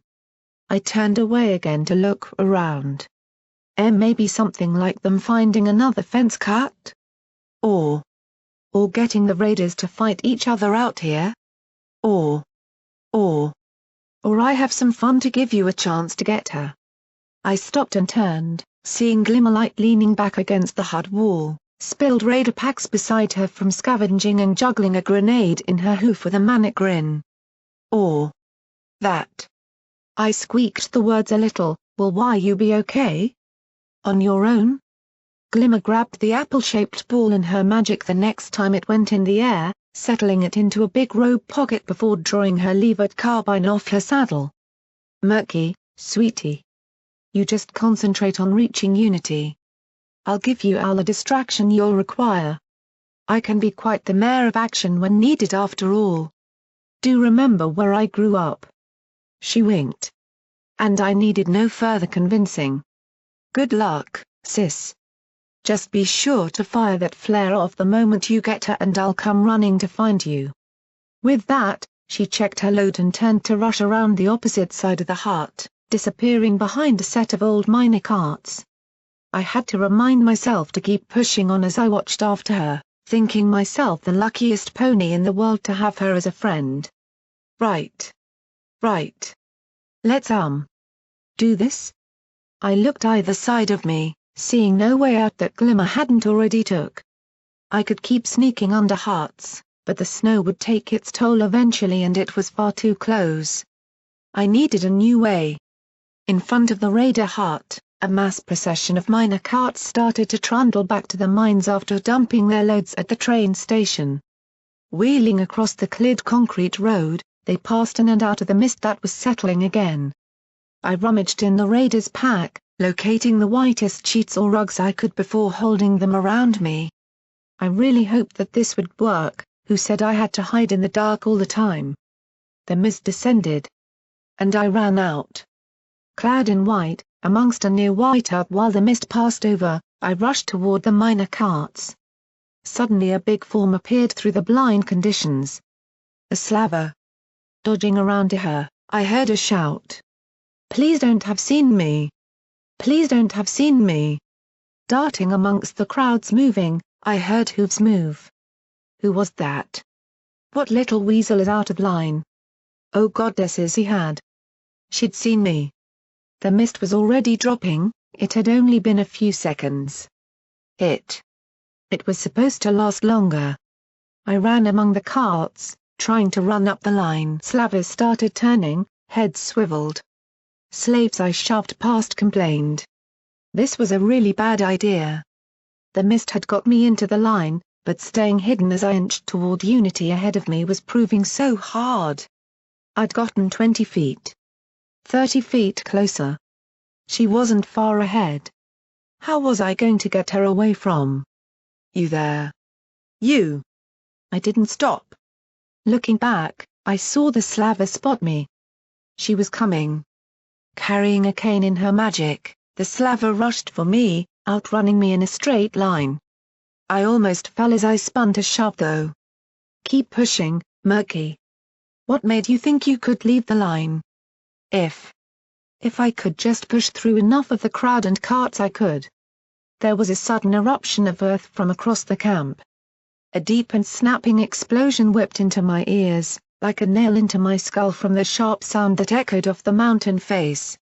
Tripping, I felt a slave fall over me, burying me under them until I had to squeal and roll out the way of a grinding wagon wheel, feeling it catch my mane for a second while it ran over it. Chaos broke out amongst the slavers. They clearly hadn't expected attack up here. I heard multiple whipping shots from the same direction Glimmer had clearly thrown the grenade. There were screams. Automatic fire barked from a guard tower. The slavers were all looking that way. Up ahead, I saw the slaver taking Unity break for cover, dragging her after him into a hut to take shelter.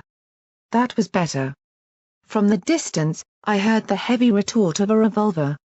I remembered that scope on Protégé's sidearm. I guess he wouldn't have just sat idle, flare or not. Amongst the running slaves as they all tried to get off the road and into cover, I sprinted directly for Unity in the hut she was in. In and out. Smash and grab, Murky. Just. Without the smashy bit. Or the grab bit. I didn't think she'd like that. Ahead of me, I saw Grindstone burst out into the open, the donkey standing out amongst the others. His aide bellowed orders for the frail old slaver, getting the guards to organize and rush for the commotion. They didn't see me, but they were blocking the street. Swerving to the side, I hopped up onto a barrel and dove between the huts. Well, if I couldn't go under, through or around I'd go up. Kicking out my leg, the mouthpiece flipped in front of my mouth, the aiming sight all nicely positioned. Firing my grapple above, I shot it up onto the roof of one of the low huts, using it to pull myself up there. I heard wood crack from the hooks under my weight, being drowned in snow piling off the roof in one massive wave from the impact. Sputtering, I bit down on the battle saddle's grip and felt the mechanism winch me upward until I could grab the roof with my hooves. Gunfire erupted behind me, a group of slavers peppering a tower where a guard frantically screamed for them to stop. Glimmer sure had them in confusion, firing on each other. The whoop of raiders cheering it on from the sidelines, seemingly oblivious, only served to make the situation feel almost deranged. At least they were ARGH. A shot slammed into the roof beside me. On the ground, I saw a slaver screaming at me, the words being lost in the madness. The pistol aimed again, while I screamed and ran across the roof, trying to stay low. I didn't even hear the individual shot, but the hiss of air was as unmistakable as it was terrifying. I slid, almost falling over the slick roof and off it all over again as I galloped and leapt to the next one, disappearing into the deep snow that rested atop it. This was the one Unity was in. The subtle movement all around me gave enough of a reason to take my mind off that as the snow started to move from this roof too. Taking me with it, the sloped roof dumped its entire load out the front of the hut. My throat burned from a sudden hacking cough as some of it got in my mouth. Whether from rads or just choking on the snow I didn't know. Struggling, I slammed my hook into the fragile roof, scratching deep into it as I slid toward the edge. I slowed, my grappling hook keeping me on the roof, albeit dangling off the edge until I could clamber back up. With it now cleared, I started to look about. I'd had to stay up here. I'd never get in the front door if it was locked. There had to be a way in the top in such snowy conditions, surely. What architect wouldn't think of that? Presumably the one that created an acid refinery with no safety rails and silly doors that opened both ways, I reminded myself. All the same, I saw a little trapdoor on the back end, padlocked shut. Switching my saddle to Rarity's Grace, I took careful aim, praying no pony else would take a shot at me up here. Then, I bit hard and fired. And fired. Fired. Click. The sound almost made me wince from bad memories, only cut back as I chided myself and kicked the safety off it. Pulling the trigger again produced that almost musically polite crack of the small rounds it used and the padlock pinged off. I took one last look back to where I thought Glimmer was, seeing ponies sheltering from any direction, unsure what the attacker was. Grindstone strode amongst it, but the fighting seemed to be dying down. This was my chance. Funny, that right before I was about to do it, I felt every weakness come back to me. The fuzziness in my right eye, the pain in my chest, the magically sealed splinter wound from the fall. But I had to do this. Just a little further to get her again. You can do it, Murky. I turned, grabbed the edge of the trapdoor with a hoof and opened it. Before diving right down into it. Rarity's Grace was ready. It wasn't that high before I landed on my hooves and stood ready to hold up the slaver. I felt a sudden strike across the back of my head, before suddenly feeling very dizzy indeed. And saw.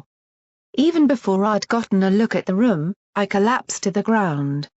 Somepony was pulling me. Lifting me up. I heard a voice shouting at me. Ugh. How many times had I woken up in pain from passing out lately? Ugh. The room was spinning. I saw only the haze of lights, blurry messes of color that spun as I felt the floor again.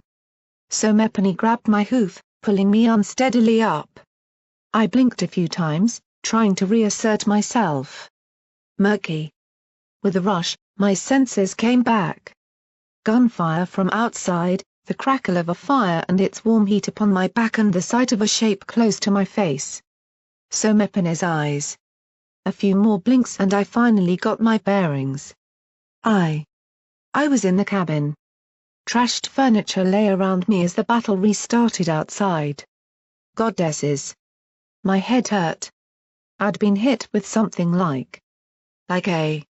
I forgot all that, as I refocused to see who it was standing before me. Unity was bent over, trying to keep me from falling. I could feel her wavy mane brushing against me as she put a hoof around to keep me steady. I'm sorry, Murky. I'm so sorry. I didn't realize it was you. You just suddenly dropped in front of me. What are you doing here? I came to. Wait. I blinked, wincing as a hoof went to the back of my head. Didn't realize it was me? Blinking more, I looked around. It was a prison cabin, with a thick cage to one side of the room. I could see a slaver lying on the floor, the one who'd been pulling her. He lay unconscious with a snapped plank of wood over his head. The cage door hung open. A set of keys still in it. Gradually, my mind put together the events of a trapped unicorn using telekinesis. Unity had. Whoa. So much for her needing my help. Despite that, I couldn't help myself from turning in near shock to her, helping myself stay up by leaning on her. Unity shifted me to the desk of the prison, sitting me in the chair, a hoof holding my head up. "Are you okay?" "I'm so sorry. I really didn't mean to. I was trying to get out and..." "Yes." I blurted it, I came to get out. I mean you out. I mean out of here." Unity. Head hurting or not, I couldn't help but suddenly smile with a small laugh. You're here. I finally found you again." I couldn't quite tell if it was just her bruises, exertions or a genuine blush as she leaned forward and hugged me tightly. "I'm so glad to see you, Murky. I saw you in that weird station with your friends.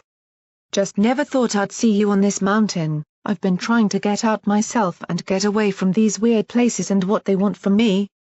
It was all a trick, Murky. They never took me to Red Eye's Unity. Just straight to grindstone." Her head was over my shoulder as she embraced me, but I felt her suddenly quake a little. "They said it had been a lie. He wasn't there. He never had been." Her voice was strained, clearly not having had any pony to let this out to. "I'm lost alone again, Murky. I don't know where he is." I was no good at comforting ponies much. I simply held my hooves around her for a few seconds, allowing this brief moment of having somebody else friendly nearby. I had to fight myself from blurting out how much I'd worried. How many fears I'd had for her and the struggles since I last saw her. About what I'd learned about Little Pip not escaping or how I'd finally decided I was not a slave. But now wasn't the moment. I simply shared in the comforting embrace. Slowly, she let go and leaned back. "I heard the gunfire, Murky. Saw it as a chance to escape. We should go before whatever it is stops. They wanted me for my talent, Murky. I won't let them have it. We have to go, now. Oh, Murky." Unity stopped, leaning back. "Your neck." I almost shivered a little as I felt her hoof gently stroke around it over the dry, blistered and cracked skin from Shackle's radioactive collar. I so wanted to tell her all about it and just get it out to a friend, but we had to get going. I merely nodded and closed my eyes. "It's been hard. I'm so sorry. I'll listen later, okay? I promise. We have to get out of here." Yes, that was true. I nodded, wincing a little more at the pain in my head. I saw a frying pan on the floor and gave her a look after casting my eyes to it. She bit her lip nervously and shrugged. It was just what I had to hoof. Sorry again." For some reason, I just chuckled, casting away the pain of thinking about what Shackles had done to me forever. It was all so ridiculous to have finally found the first mare to ever help me, and she immediately whacks me with a frying pan. An explosion blew in one of the windows. Snow careened into the cabin as we ducked behind the desk. Glass shattered above us, the door blowing open. We both looked out over the top, seeing slavers running around outside. "What in Equestria's going on? Did you do this?" No. Not exactly." I took a few breaths, trying to think how best to get out of here. Then what? A round blasted through the wooden side of the building, passing right above us and out the other side again. Goddesses! Bullets were more powerful than I thought. Unity pulled me down, asking again. "What are you doing here if this isn't you?" A long story. But I had to come and get you first. There's some good ponies with me. I bit my lip hard, fumbling with my many pockets until I came across the statuette she had given me. I felt my cheeks flush a little. "I just couldn't leave you. You saved my life with this." Her eyes went to the little scrap metal model, widening as she saw I still had it. "We're going to get out, Unity. We'll help you find your stallion, but we need to get out of here, and I I saw you all chained up and I couldn't just leave you after you did so much and this statue meant so much to me to help me live when I almost died and I wanted to come get you." Unity's hoof lifted my chin up, stopping my rambling. "After all this you kept it." I gulped and nodded. She smiled warmly, lifting it in her magic. "I'm so glad it brought you good luck, Murky. That it meant so much to you. That's my talent, you see. To project a sense of memory into something physical. That it can help remind us of somepony we know no matter how far away they are. A memory strand bound to a small item to forever make us feel like we're never quite alone. So long as we still believe in them." Her magic tucked it back into my fleece neatly. "That tells me all the words you could ever say, that you believed enough to come all the way to the ends of the world up here to try and find me again. Now you drop in from the roof like that, huh? Pretty heroic for a stallion like you." She prodded my side as we waited for a chance to make a move. I tried not to squeak in embarrassment. She'd called me a stallion. Not just a little buck. Had I grown up that much? Hey. I gulped. "It isn't just me though." Still, zipping onto the roof to swoop in and try and get me out that cage? Pity I already managed it. "Did you think you'd get to be my rescuing knight in shining armor or something?" Unity giggled a little, clearly just glad for somepony else to be here to even share a joke with. Normally I might have just blushed and stammered. But I simply found myself laughing with her. It was true. I'd come all this way, through fire, snow and darkness to find her and she'd already broken free herself. Just my life. Wait a minute. Dropped in. Who said I couldn't go back the same way to get out again? I looked upward at the hole I'd come in through. It still lay open enough to fit 2 ponies. "Unity, we have to go now." "Up and out?" I started to lean upwards using the chair, trying to aim my grapple hook to the edge. "Hold on, I'll raise us out. I hope you're better with that thing than when we last tried this, Murky." She wrapped her hooves around me, holding on tight away from the firing part of the hook gun. While I took careful aim, I heard her speak again. "You know.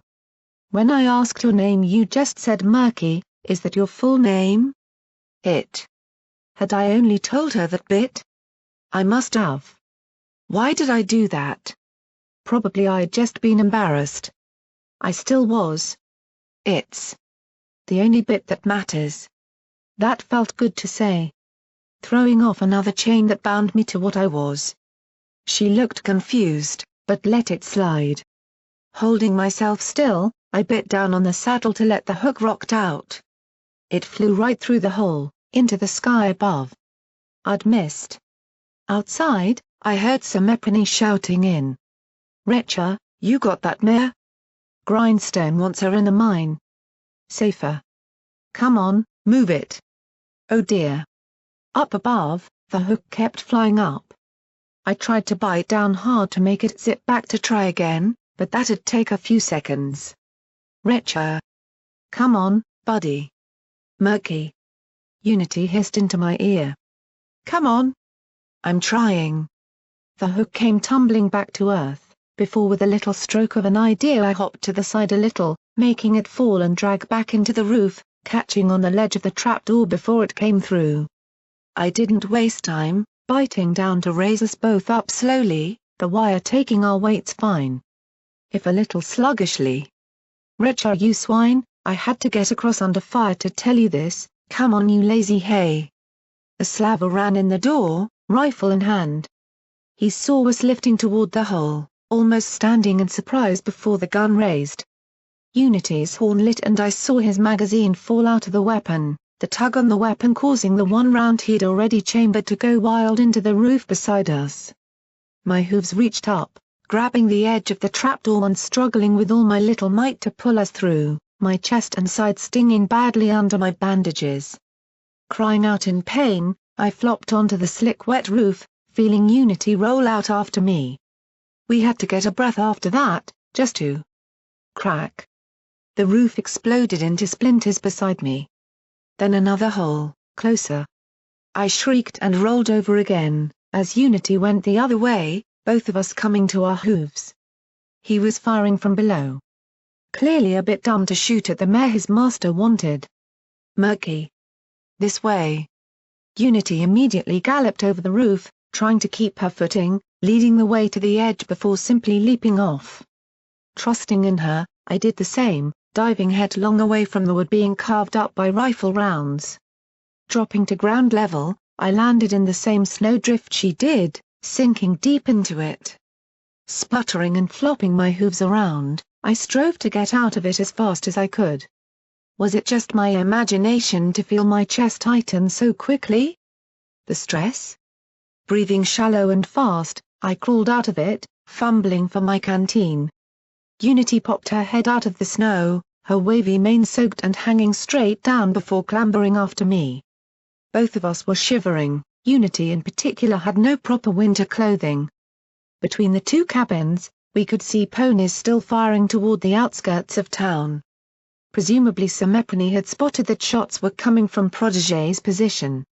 I heard a guard crying in pain nearby, begging Somepony to help him from a gunshot wound. The others had to be ready by now. It was time to meet up, to fire the flare, but this was a really bad place to do it. We needed better cover. Wait. Wait. I can call for help, but we need to find someplace safe. Do you know anywhere?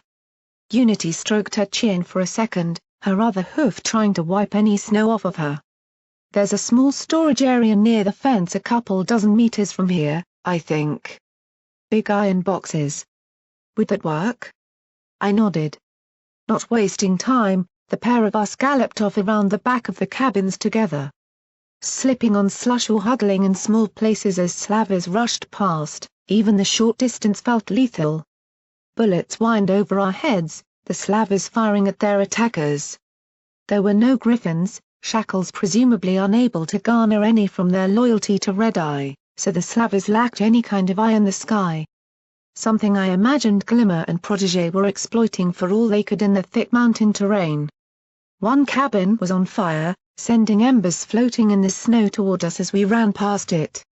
Up ahead, I could see the storage area she meant, a collection of strong boxes for mining equipment. That'd be perfect, it was like a little bunker for any pony of smaller stature like Unity or I. Waiting for a lull in the fighting, we darted toward it. I hadn't gotten a few feet before dust kicked up around my hooves. I heard Unity yelp as more impacted before hers. We almost fell into one another, rounds dancing off the ground as Somepony aimed at us. They were trying to hit us. Oh goddesses! Help! Thankfully, Unity had apparently more calm than I did under fire. A slab of metal lifted from the storage area in her magic, whizzing out to stand between us and incoming fire. Small indents bulged near my head as rounds hit it. Some flew right through it and narrowly missed us. I felt splinters of metal shot off the back from the impacts sting my body. Before we both leapt into better cover, sticking low as I fumbled with my saddlebag. I needed that flare. In the distance, I could hear voices shouting. Wildcard swoop as he rushed out somewhere. I dearly hoped it wasn't for my sister. I couldn't help but keep trying to force down the feeling that I hadn't heard Shackles around here yet. I knew he was here. Hopefully just inside and not waiting to pounce again out here. The last time I was escaping him, it had been to get Lilac away. I never forgot the heartbreak he had caused in me after catching me escaping. No. Not this time. Not ever again. Not with Unity. I felt that flare inside. It would call in my friends. I wasn't alone this time and they would help me get her out of this nightmare for the last time. Unity was going to join us and this was the moment when it happened. Drawing it out, I finally got a good look at it. Long and red with Pinky's grinning face on it. Amongst the madness of a firefight, I could have sworn it winked at me. Pinky. Not now. A round spanked off the cover we were in. I heard Unity cry out and duck down. We huddled together, the fire kicking up around our hooves as others got closer. I dropped the flare. There was so much fire. We needed help now. Screaming to try and make myself brave, it made sense to me. I dove out, grabbed the flare, pointed skyward and pulled the ignition string. With a magical FWOOSH, sparkles collected around the tip, before half of the stick rocketed up into the sky. I lay on my back right below it, watching it soar into the sky. Beside me, Unity followed it up with her eyes as the glowing crimson projectile flew higher and higher before erupting into an intense glare of light.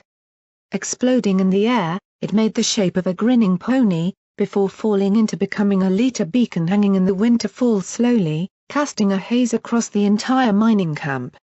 I sure hope they can help, Murky. Your friends looked powerful last time I saw them in that metro station. She pulled me back into cover, as I glanced over to see those firing at us stop to look up at the light. I heard in the distance a sudden war cry all too recognizable and a half-ring of snow fired into the air outside of the compound. Coral was doing her work. I felt myself grinning. My friends were coming. I'd gotten to Unity, found she was safe and not we only had to get out. They will. I smiled and shouted to Unity as we lay beneath the sparkling hue of the flare above. My sister, she's coming. Glimmer said she'd come to wherever the flare went off from. She'll be along any minute. Nearby, I heard a sudden crack of a rifle. Was that her trying to get to us now? A small gunfight broke out, then died off again as somepony hid. Then a few more shots. And another. Getting closer. That was her. I could recognize her short-barreled rifle's retort. Your sister you told me about, huh? Unity smiled widely. Glad to get to meet her if she's the one coming to bail us out. Oh. I felt my face flush as I heard Glimmer's voice in the distance coming closer while firing. You'll love Glimmer. Such a great sister. She's really kind and sweet and caring and really funny and just so nice to everybody and... She suddenly emerged at the gallop through the snowy mist, screaming at those she shot at. Thought you could take a damn shot at me, huh? Have some of this then, you fat-assed inaccurate cunts. Hope whoever it was that skivved my fantastic flank gets a bullet through his dick for that, you fucker. Glimmer raised her rifle and cracked off 2 more shots, her magic levering the action rapidly, before diving headfirst in beside us, rolling up between the two of us. She was grinning wildly from the exultation of a battle, the adrenaline high. Oh hi, kids. You see this, Murky? That bastard almost got me. Look. She twisted, proudly showing the side of her flank near her QT marks to myself and then Unity pretty bluntly, the small seep of blood from a very minor wound across it. She seemed to miss my aghast expression as she pulled her robes back down again. How fucking wrong is that? That's like a buck I once knew wanted me to put on his cousin's dress while he did me over his desk. Like hell. Just what kind of sicko shoots at somepony's ass? Unity cast a sideways glance at me, her slight grin saying it without even having to speak a word. I just blushed and shrugged. Glimmer. Would you ever not embarrass me? Please? After a few seconds, my sister looked from one of us to the other and rapidly shook Unity's hoof. So Murky found ya, huh?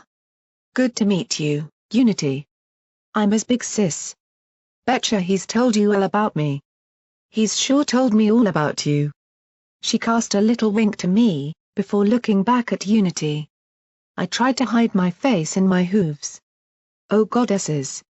Please Glimmer. It's lovely to meet you, Glimmerlight. Unity blew a strand of her mane from her face and shook Glimmer's hoof back. I can't wait to meet the rest of his friends. Shall we perhaps, go do that? I'm all for bonding and the friendship of Equestria but not under fire? Glimmer accentuated it by blind firing over our heads to keep the slavers back. Rather. Unity nodded a little. Got any ideas? Always. Glimmer smiled widely. Not all them exactly relevant but I'm sure I've got one that works. This way. For all her joking, Glimmerlight was pretty serious about getting us moving. Her magic tugged me up, shoving me ahead as she gave us cover. Unity and I ran behind the cabins again, swiftly followed by my sister. Up ahead I saw a guard out of a back door. He was turning this way. With a flip of my hoof, I brought up the saddle's mouthpiece and bit hard, firing the remaining 2 shots from Rarity's Grace down the line between the hearts. Pings off of the wood and stone signaled I'd missed, but I saw him scream and leap back inside again. Can't say I ever imagined you to be the shooting sort, Murky. Unity got back up from the gap she'd hid behind. I'm still not exactly. Glimmerlight leaned around the hut behind us and fired again, before rapidly reloading with her magic doing all the work. Lyle bro. What's up ahead? Leaning ahead, I poked under the raised huts. I couldn't see any hooves running nearby. But there were some up closer to where we had come inside. They were going to come this way. Sis. They're coming in a second. We're trapped. The way under the wire's blocked off. Oh shit. She swore deeply, looking back up herself to see, pulling a grenade from her pack again. Maybe if I... Wait. Unity cried out, gently taking the grenade from Glimmer and moving to the wire nearer us, shoving the grenade under it. Get behind something, we'll blow a hole under it in the soft ground. It's just all dirt up here under the snow. Glimmerlight shared a glance with me as we ducked behind cover, Unity joining us a second after setting the grenade to go off. Hey, seems the damsel in distress is rescuing us, Murky. I rolled my eyes, hearing Unity chuckle. Not the first time. Covering my ears with my hooves, I cringed and waited for the OW. Ow ow ow. The sudden blast of the nearby explosive sent a shock of pain shrieking through my body. Dizzied, ears ringing, I felt Glimmer lift and pull me along with them through the hole under the wire. I saw snow kicking up from rounds as Everipany looked toward the explosion. I saw one smack into the side of Glimmer's saddlebag and deflect off something yet still bowl her over with a cry. Amongst my silent deafened state, I only felt my mouth moving as I screamed something to her, Unity and I both tugging her along. Trying to get behind some rocks outside the compound's perimeter. We were pinned. We were outside, but unable to move. Shaking as sound returned, I tried to look for any help. The fire was coming from a guard tower. I saw ponies trying to re-angle a fully blown machine gun to face us. Oh goddesses! We wouldn't survive it. The pony I was looking at his head evaporated. The one beside him screamed, covered in blood, before his neck exploded, gurgling as he went down. I could still hear his hooves kicking at the tower walls. Up here you stupid ponies! Come on, flightless! Move! Rajni rushed down the rocks, scoped rifle and talon as her other arm waved us away. Glimmerlight choked and grit her teeth, getting up to move on her own. Unity and I helped one another, pushing up through the snow toward the crest of the hill surrounding the camp. If we could just get over it. Rajni took a couple more shots, before switching to her energy rifle, firing scything red blasts toward the camp that snapped and hissed as they struck snow-covered roofing. I could see old Grizzly up ahead. His eyes lit up as he saw Unity, one of his favored slaves. The big earth pony was aiding Rajni, firing with his army rifle to support her as she too pulled back. You were right about that other entrance, kid. Come on. We'll lead the way, it's not far. Was some old emergency exit from the mines or something, not actually hard to find. He pulled Unity over the rocks while Glimmer and I struggled over ourselves. I was struggling to breathe. I'd clambered through snow the whole way. The radiation wasn't so bad. But it made me wheeze, combined with my lack of air at the best of times. I sat sweating in the cold as I fought to suck air down. Where's the others? Distracting that lot on the other side. Follow us, we'll get you there. Old Grizzly and Rajni didn't hesitate, moving off immediately. Looking down the length of the hill I could see Protégé in the observation shelter, using the scope on his revolver as best he could, Chirpy hidden down beside him. Closer to the compound, I saw an old rickety building explode as coral shattered the entire small structure, a couple of slavers going with it. Brimstone's walkery was somewhere in the distance. I saw Rajni wave to her master, who then waved down to Coral. The signal was out, we were pulling back to the entrance. So began a series of terrifying ordeals. Slavers were chasing us as we fled across the deep snow, taking cover behind thin trees and small rocks as best we could. I caught glimpses of Brimstone always at the back, hurling things or making counterattacks toward them. A true example of his fieldcraft at work, brute strength being only one of his talents. Engaging them amongst rock formations and when they stumbled over a hill. The cold intelligence he brought to slow their advance was as fascinating in its operation as it was terrifying to behold. Coral Eve carried her son, galloping near protégé. With her child, she took no chances, rushing as far as she could instead of sticking around to fight. Glimmer and Rajni took her place, stopping to take pot shots or snipe as slavers made their way toward us.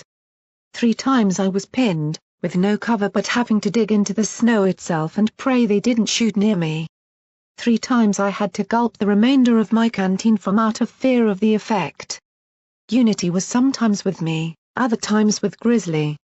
Just 5 long minutes of terror, fleeing and worry forever ripping around me as I felt my energy reserves drop. Unity was flagging too. Not exactly having been treated well in their hooves. It stung me to see her look as dirty and bedraggled as any slave. She deserved better. The slavers eventually seemed to cease the chase as the weather closed and a heavy snowstorm kicked up with mist to match it. Strong winds tore at us and drove the fighting apart. I heard Grizzly shout that we were close, but his voice faded into the distance. In an instant, I found myself rather isolated from most of them, only the nearby Glimmer and Unity with me. Glimmer. Unity. Don't wander. I won't, Murky. Stick together here. It's gonna get colder again as this mist comes down. She moved closer to me. Keep moving the way we were. Chin up, Murky. We'll make it. Unity tried to smile, but shivered even worse. I saw Glimmerlight drift a thicker coat to her from a saddlebag, providing at least something away from the wind. This mist was getting worse, visibility was disappearing faster than we could move. Snowfall got in our eyes. We had to be close now. Passing a tree, I saw it looking like it wanted to tear itself from the ground under the wind. Then we heard something. An animalistic howl. Another. Then another. Pony voices mimicking the cries of wolves. I froze just as Glimmer did. Not from the cold either. We shared a glance. Both of us recognized them from earlier. From a memory. Wildcards raiders. Yeah. They were on the hunt. I could hear them whooping nearby.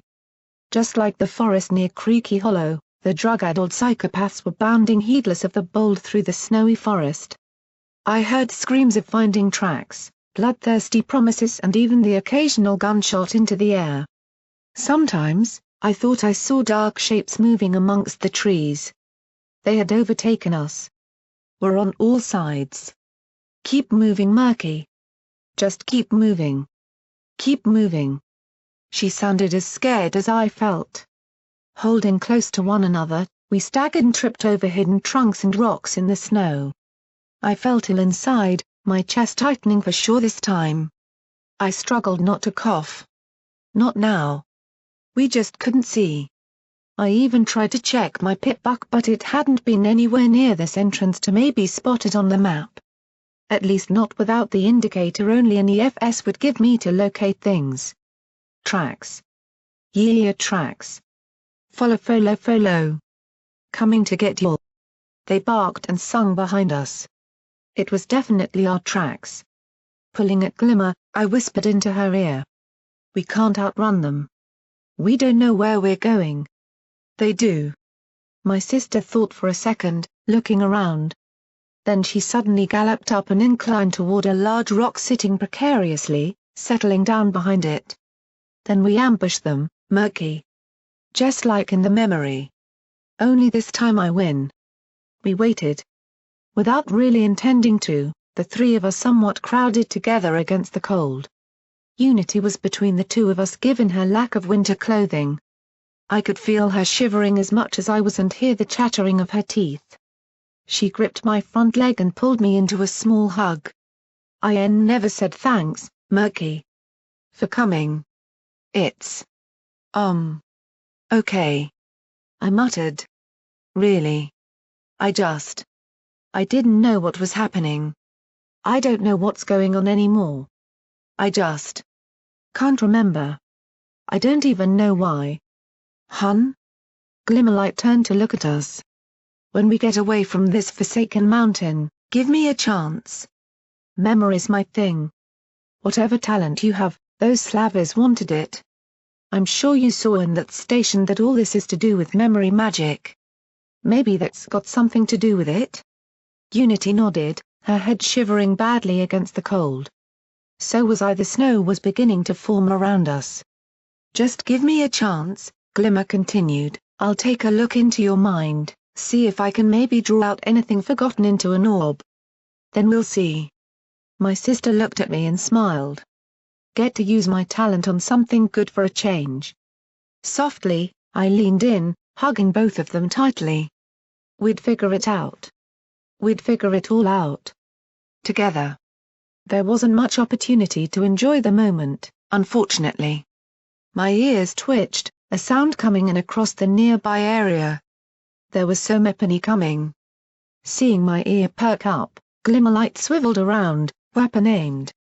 I hunkered down, closing my eyes as Unity and I held close behind the rock, trying to hear from where and who. It was soft. Just tiny steps. And crying? Wait a minute. I stepped out from behind the rock, hearing Glimmer hiss for me to get back. This was no raider. I rushed down the incline again, into the mist to the area we aimed to catch them in. A small shape was forming through it all. A very small shape, a foal. Chirpy. I found him staggering forward, crying his little eyes out and turning pale from the cold. Shivering as he stumbled through deep snow, the little foal almost collapsed as he saw me. I rushed forward, catching him only to find little legs pulling into my neck. Mr. Murky, I lost her. We fell when they shot at us. I can't find my mom. He wailed into my neck. I can't find any pony else. SSH. SSH. I stroked his mane, turning to carry him back.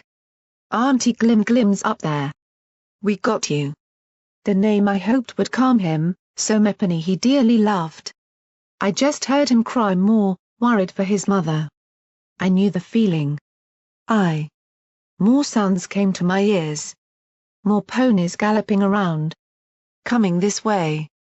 Sacred goddesses, they were close. I heard them froth and scowl, a horn blew. They really were thoroughbred hunters beneath all the substances. Turning, I tried to get going, to run. But they were so close, I wasn't even halfway back before I heard one scream. There he is. He's got the little morsel. Screaming, I tried to run, but carrying another pony when I felt so numb and weak was never easy. Behind me, out of the forest, there came 3 raiders. Whirling nets above them and drooling openly below slack mouths, they quivered and charged at me. Glimmer's rifle rang out and I saw one drop, his knee exploding. Immediately after, a second shot slammed into their chest. Glimmer had learned her lesson. She wasn't allowing those pain-killing drugs that Wildcard's bunch used to have any time to effect. I dropped to the ground to give Glimmer clear line of sight, but the raiders had opened fire at her instead, the rounds whizzing over my head and chipping off the rock. I lay in the middle of the gunfight, quivering and holding Chirpy beneath me. I heard Glimmerlight shift to the side, moving away from her position in the mist. The raiders avoided me, seeing where I was as a kill box for any other shooters. Don't you worry, little buck. We'll come for you soon enough. Chomp chomp. Wee. Wildy wants you again. He doesn't get to kill many ponies twice. My hooves rattled against my own head as I shook and tried to drown them out. No no no. Nearby, I heard and slightly saw Glimmer suddenly raise from behind Bach, rifle aimed. But even from where I was, I couldn't see the raiders. They had dropped down behind old dead vegetation. Shit. Glimmerlight muttered to herself, before looking at me. I nodded my head toward a set of bracken I could hear some sounds from. This close. I could hear their wheezing breaths. Glimmer suddenly span her rifle and fired into that location, a raider crying out in pain as she fell out of cover, clutching her neck. Glimmerlight fired again. And again. The shot slammed into the raider's sternum twice. But she simply kept moving. I saw her fumbling with a series of needles, unable to gather the concentration to use them. Slowly. I watched her bleed out as Glimmerlight moved cautiously forward again, keeping behind any bracken and trees. Only, Glimmer had to use so many shots on these raiders that I knew she only had a couple rounds left at most. Thankfully there was only one left. Near to me, the raider she'd first shot twitched. Then rolled over, laughing. He kept rolling until he fell into a ditch, a missed shot from Glimmerlight ripping into the earth where he was. Oh great, there were two now. She had to reload soon. Then they'd just rush her. How had that raider survived? Seeing him sit up and roll with such wounds was just wrong. I had to move. Had to give her a way to know where they were. I had to get Chirpy out of there too. Slowly, I started trying to crawl away from the fire lanes while it was quieter, pulling Chirpy with me. If I didn't get away from this skirmish quickly they'd use me as. Don't move, little morsel. A sudden burst of gunfire threw up the snow in front of me. Squealing, I froze. Then to my horror, both raiders began to simply stand up. Glimmer's shot whipped forward and snapped one in the shoulder. The raider kept coming. She didn't care. Simply standing back up, dripping with blood and leaking from her nose, the tattooed nightmare kept coming. She strode over to me, looking out at the bushes. We know you're out there. How many shots left? Ew. Want to gamble? Can you shoot both of us before we shoot them?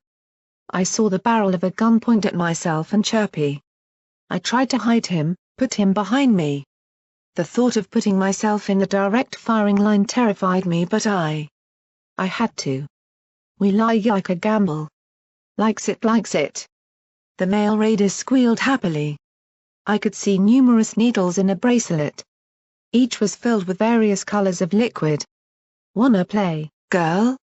The raider looked around. We got you all caught up. We know you can get one of us, we don't give a shit. Thrill of the gamble, you see? Wildy's gang likes that shit.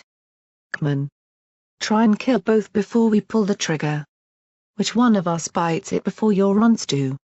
I didn't want to imagine what Glimmer was feeling. She was a good shooter but not that good. I could hear her trying to reload silently too quietly for the raiders to know. Please Glimmer. Be good enough. Please. Oh goddesses. I just didn't want them to shoot. These murderous drug takers didn't even know reality from the dream, they'd not hesitate to kill Chirpy too after they'd had their fun. Yet no shot came immediately. I didn't blame her being unsure over whether to try. Both raiders made a disappointed sound. No show? Well in that case, wheel. The boulder we'd hid behind earlier thundered past my vision. Blurring past us to crush the female raider. I heard bones splinter and an eruption of red covered the snow as the rock carried the broken body 10 feet away and struck the ground like a meteor. Everypany around looked up and across. A haze of unbridled and uncontrolled magical power surged around where it had last resided, linked to where it now lay. At the nexus of it all. My goddesses. Don't. You. Dare. Point one of those things. Coral Eve burned with magical power around her horn, a second layer of magic throbbing around it, her eyes almost glowing with light. I saw the rock start to vibrate as though it were nothing but a pebble. At my son. The boulder didn't fly at the other raider, the magical energy coursing through it simply shattered it under the sheer pressure of Coral's telekinetic push, sending 100 sharp rocks sifting through the air and tearing the raider limb from limb. The storm of fragments snapped trees and dug deep into the ground while sending a wave of the blooded white snow with it. A tremendous crack of air pressure, like a thunderclap, rolled across the mountain valleys. The snow finally settled. As I saw 20 feet of devastation from the rock outwards in a cone, trees having fallen to the side. Slowly, the mist itself that had been blown outward in a sphere around Coral began to settle around us again. At the center, Coral simply stood panting. Smoke drifted from her dangerously crackling horn, her face a mixture of sheer anger and horrid agony. And then there was absolute silence. No pony even knew what to say. I could see Unity speechless behind Coral. Glimmerlight emerged from her hiding spot, gun held slackly by the sling. I stood up slowly, shivering so much I could barely even stay upright. Chirpy, beneath me, simply began trotting toward his mother, rushing to her side when she fell on her side. Using magic cost her dearly. This had drained her utterly. Perhaps even a burnout. Chirpy clambered up the incline, falling against her side and hugging her neck tightly. Slowly, I saw her hoof raise and wrap around him, holding him close. Any tranquil moment would have to wait. In the distance, I heard more raiders. More shouts and commanding voices. Looking from pony to pony, they saw the truth. We had to keep moving. I heard others coming behind Coral, before the huge shape of Brimstone Blitz arrived. He was, as ever, right to the point. Entranced this way, move now. There's a huge hunting party coming this way. Brutus among them. I heard him growl the name of his old subordinate. But the name filled me with a fear. The Minotaur was coming in the distance. Glimmerlight and Unity went with me, while Brimstone lifted Coral and her son onto his back. If she held any complaints about it being Brim, she didn't say them or simply couldn't. Behind us, a howl came through the trees. I hear you all. I can smell you like a gumdrop on hearth's warning morning, rascal. Wildy's comin'. Wildcard was in the forest himself now. Oh. Oh goddesses. We galloped, fled into the lessening mist, disappearing as fast as it had come. I could start to see shapes behind us, a growing mass of darkly clad ponies rushing to catch us. A rock face was ahead as we passed by some buildings. Just small outhouses and shelters, likely how Rajni found the way, and then suddenly ahead. A small but thick metal door into the mountainside. A rough construction of logs surrounding it, yet strong enough to deter an army. Grizzly was still pushing it open, with Rajni and Protégé galloping out to help us in. Chirpy leapt onto Protégé's back, while I helped Coral down. Rajni picked up Glimmer. My sister beginning to flag, the bruise on her side growing from the impact earlier. Even as we stumbled those last few feet, I heard Coral trying to speak to me. Just like once before. I know, SSH. Save your strength?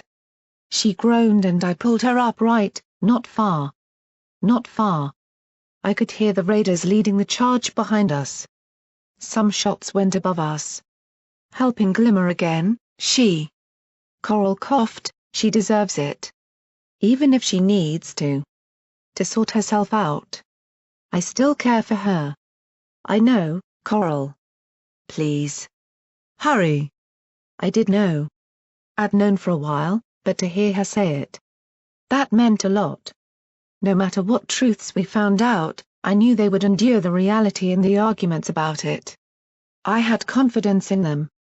Hard metal under my hooves told me we'd made it, before passing Coral to Grizzly as he helped her inside to the dark interior. A rock cave with a mounted cage walkway through the middle of it, held aloft by scaffold, even though it was only a foot above the cave floor. I went back for Unity, I needed to make sure she was fine. Ahead of me, there was only her and Brimstone still outside, staring back at the rushing group coming.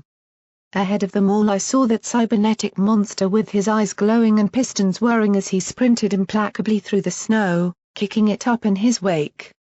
Behind it, I saw Grindstone hobbling with the remainder of the slavers, his eyes meeting Unity's and my own. Wildcard came out of the trees on our left, twin machetes waiting behind them all. Atop the hill far back, having been aiming to cut us off if we had gone downhill. I could see that huge silhouette of a massive pony. I knew only one slaver it could be.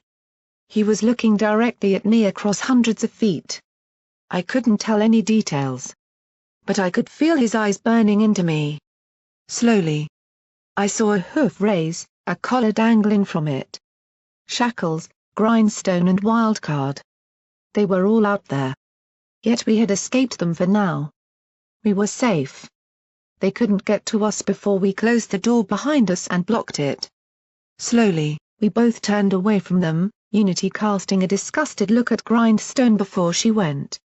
The two of us trotted together. Yet we both turned back as the roaring voice carries across the hills. Brimstone Blitz. Tinged with electronic noise, the Minotaur had finally spoken in a deep voice, carrying a strange accent. That unique tinge to his voice making him sound almost unearthly, inexplicable. Brimstone stopped before being about to pull that door shut once we were through. Brimstone Blitz. The shout came again. You and I, old warlord. We shall settle things. The legend of the bloodletters. My rightful throne remains to be claimed. Those massive metal claws snapped shut, sparking as they each took an entire tree down either side of him in one pincer-like cut. Atop this mountain, when the time comes, we shall lay to rest a grudge and story. A duel of titans beneath the sky. You and I, warlord. You and I. Brimstone only stared back, before turning away without a word. I saw on his ruined face a distant look. An old pony almost beyond caring for such legendary duels. Slowly, he simply trotted away without saying anything in return, holding the door ready. Unity and I rushed in, getting inside before he slammed it shut, casting all into darkness. I'd done it. We'd done it. We had come up here and gotten Unity back. She was with us. Finally. Finally with the rest of us after so long. After so many times being torn apart. I had been through darkness, fire and ice to find her at the tip of the world, but now after all that. I could only think 4 words. It was worth it. Now we had a real chance to rest in shelter for once before whatever happened next did. Whatever secrets we'd find in here could wait until we were ready again, yet the race was still on. Sleep was beyond the time we had. Simply enough to get off our hooves and take some food and medicine. The way in led to a small system of tunnels bearing scaffold platforms. Nothing exactly impressive. Yet the way the tunnels expanded said a lot about what might lie ahead. In this dark, blank area we simply found spots and took a chance to breathe. Or at least, try to breathe in my case. Glimmer had seen the truth, but I didn't much want to think on it. My wheezing was just me being unfit. That's all it was. It was just the snow making it worse up here. No. I wasn't shivering and feeling hot in my chest because my illness was getting worse. Coming closer to key. I forced the thought down. I didn't want to think on that now. To be fair, we were all shivering. The cold of the snow and wind outside had set deep once the adrenaline had worn off. Our clothing was soaked through and our hooves numb. We each just found our thing to try and take our minds off it for now. Brimstone Blitz sat silently as ever. Watchful of the ways in, guarding them ceaselessly. He hadn't said anything since Big Brutus had shown up. Coral Eve lay recovering with her son and Glimmerlight aiding her. Her horn sometimes sparked on its own, lighting the darkness with a thin blue haze.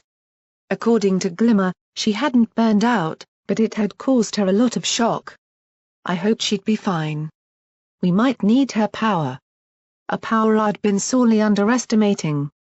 Ragni and Grizzly did some looking around, while Protégé joined them. Sometimes he mostly spent his time with a small book he had somehow still brought. Unity and I meanwhile. We simply found somewhere quiet to catch up. She told me of how they had dragged her down to the metro, about the same ambience she had to resist and of how they intended to use her as some sort of memory signal projector. Finally, I knew why they wanted her. My power, you see.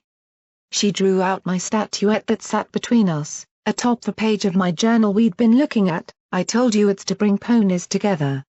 It's like I put a little bit of myself or somepony into something like this statue.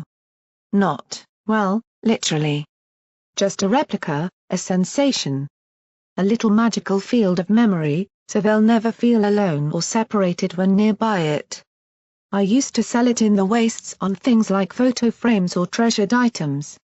Mostly for those whose lovers went on long caravans. It's like a magical signature. Everypony has one, not just unicorns. So, Grindstone wanted you to do that for something else? I couldn't help but feel horrible for her, such a beautiful talent to be so misused. Unity looked down. Yes. I don't know on what. She leaned against my shoulder as her magic flipped more pages in my journal. We went rather quiet. I just didn't know what to say more on it. Gradually, she moved back through the pictures I'd drawn since she had last looked. Before looking at how many pages remained past where we'd first met. Murky, what's in those earlier pages? My heart dropped a little.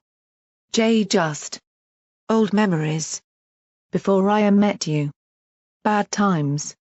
I didn't draw happy things then. I'm so sorry. There was another soft silence as she respectfully avoided them, instead looking at the ones I'd drawn of my mother or even herself, smiling a little. My nerves relaxed a little even to see her chuckle at my own pictures. Just anything to feel friendly, to calm down. Soon, I heard somepony trotting up. Protégé moved around the corner and looked briefly at us. Unity, I regret I did not get the chance to say hello. He nodded his head. Are you quite all right to accompany us? Unity nodded, not really coming off my shoulder as he spoke. I sensed that it was similar to Coral and her son. Unity and I were just afraid because of how many times we'd been split apart. My very first friend finally here with us all. I'll be fine, really. Excellent. Protégé's voice was quiet, weaker than normal. We'll be moving out soon, you two. You did well back there. We've come this far. Let us push just a little further. See what the source of all this madness truly is. He stood there silently for a second, looking at us, before turning and leaving to return to his book. I just couldn't shake how sorry I felt for what he was going through right now in private. A determination to succeed for his master, yet his own mind showing how vulnerable he'd been to orders and suggestion. Now he just felt so distant. I'd always thought him a lonely soul. Every time I visited his office in the past for a talk he had always looked suddenly happy, like he craved company. Just like he was deeply missing some pony. My eyes crept back to Unity for a few seconds, watching her look longingly over my drawing of a handsome buck with a lovely mare, before looking back the way Protégé had gone. I felt myself wanting to say something, as thoughts gathered, scattered and revolved in my head for a few seconds of rapid worry. Nah. Couldn't be. Old Grizzly's voice was curt, but authoritative. All right Everypony, we have to get going. This game isn't won yet. Even if we hold more cards than they do. Gradually we began to get up. I reloaded Rarity's Grace and settled everything on me again, my soaked fleece feeling icky to get into. Unity and I had almost fallen asleep just sitting there, before being roused to get moving. I could see Coral Eve back on her hooves again. Everypony, and Griffin, was ready. Time to see truly what this was all about. The answers to what this all meant lay just ahead. Answers that would define what would certainly be the most important few days of my entire life. You seem to talk of this mountain like it's special. Like it's something really defining to you. Yes, you could say that. Why? Well, it's simple, really. By the end of it, we would know the truth. About what? everything. Footnote, perk attained. Just that little further, the end is in sight. Yet everything stands against you and you feel like you've got nothing more to give. Yet you still find the energy to stick it out just that little bit longer or the heart to endure just that little more to perhaps just make it. You may sprint or perform other physical tests for a quarter longer than before.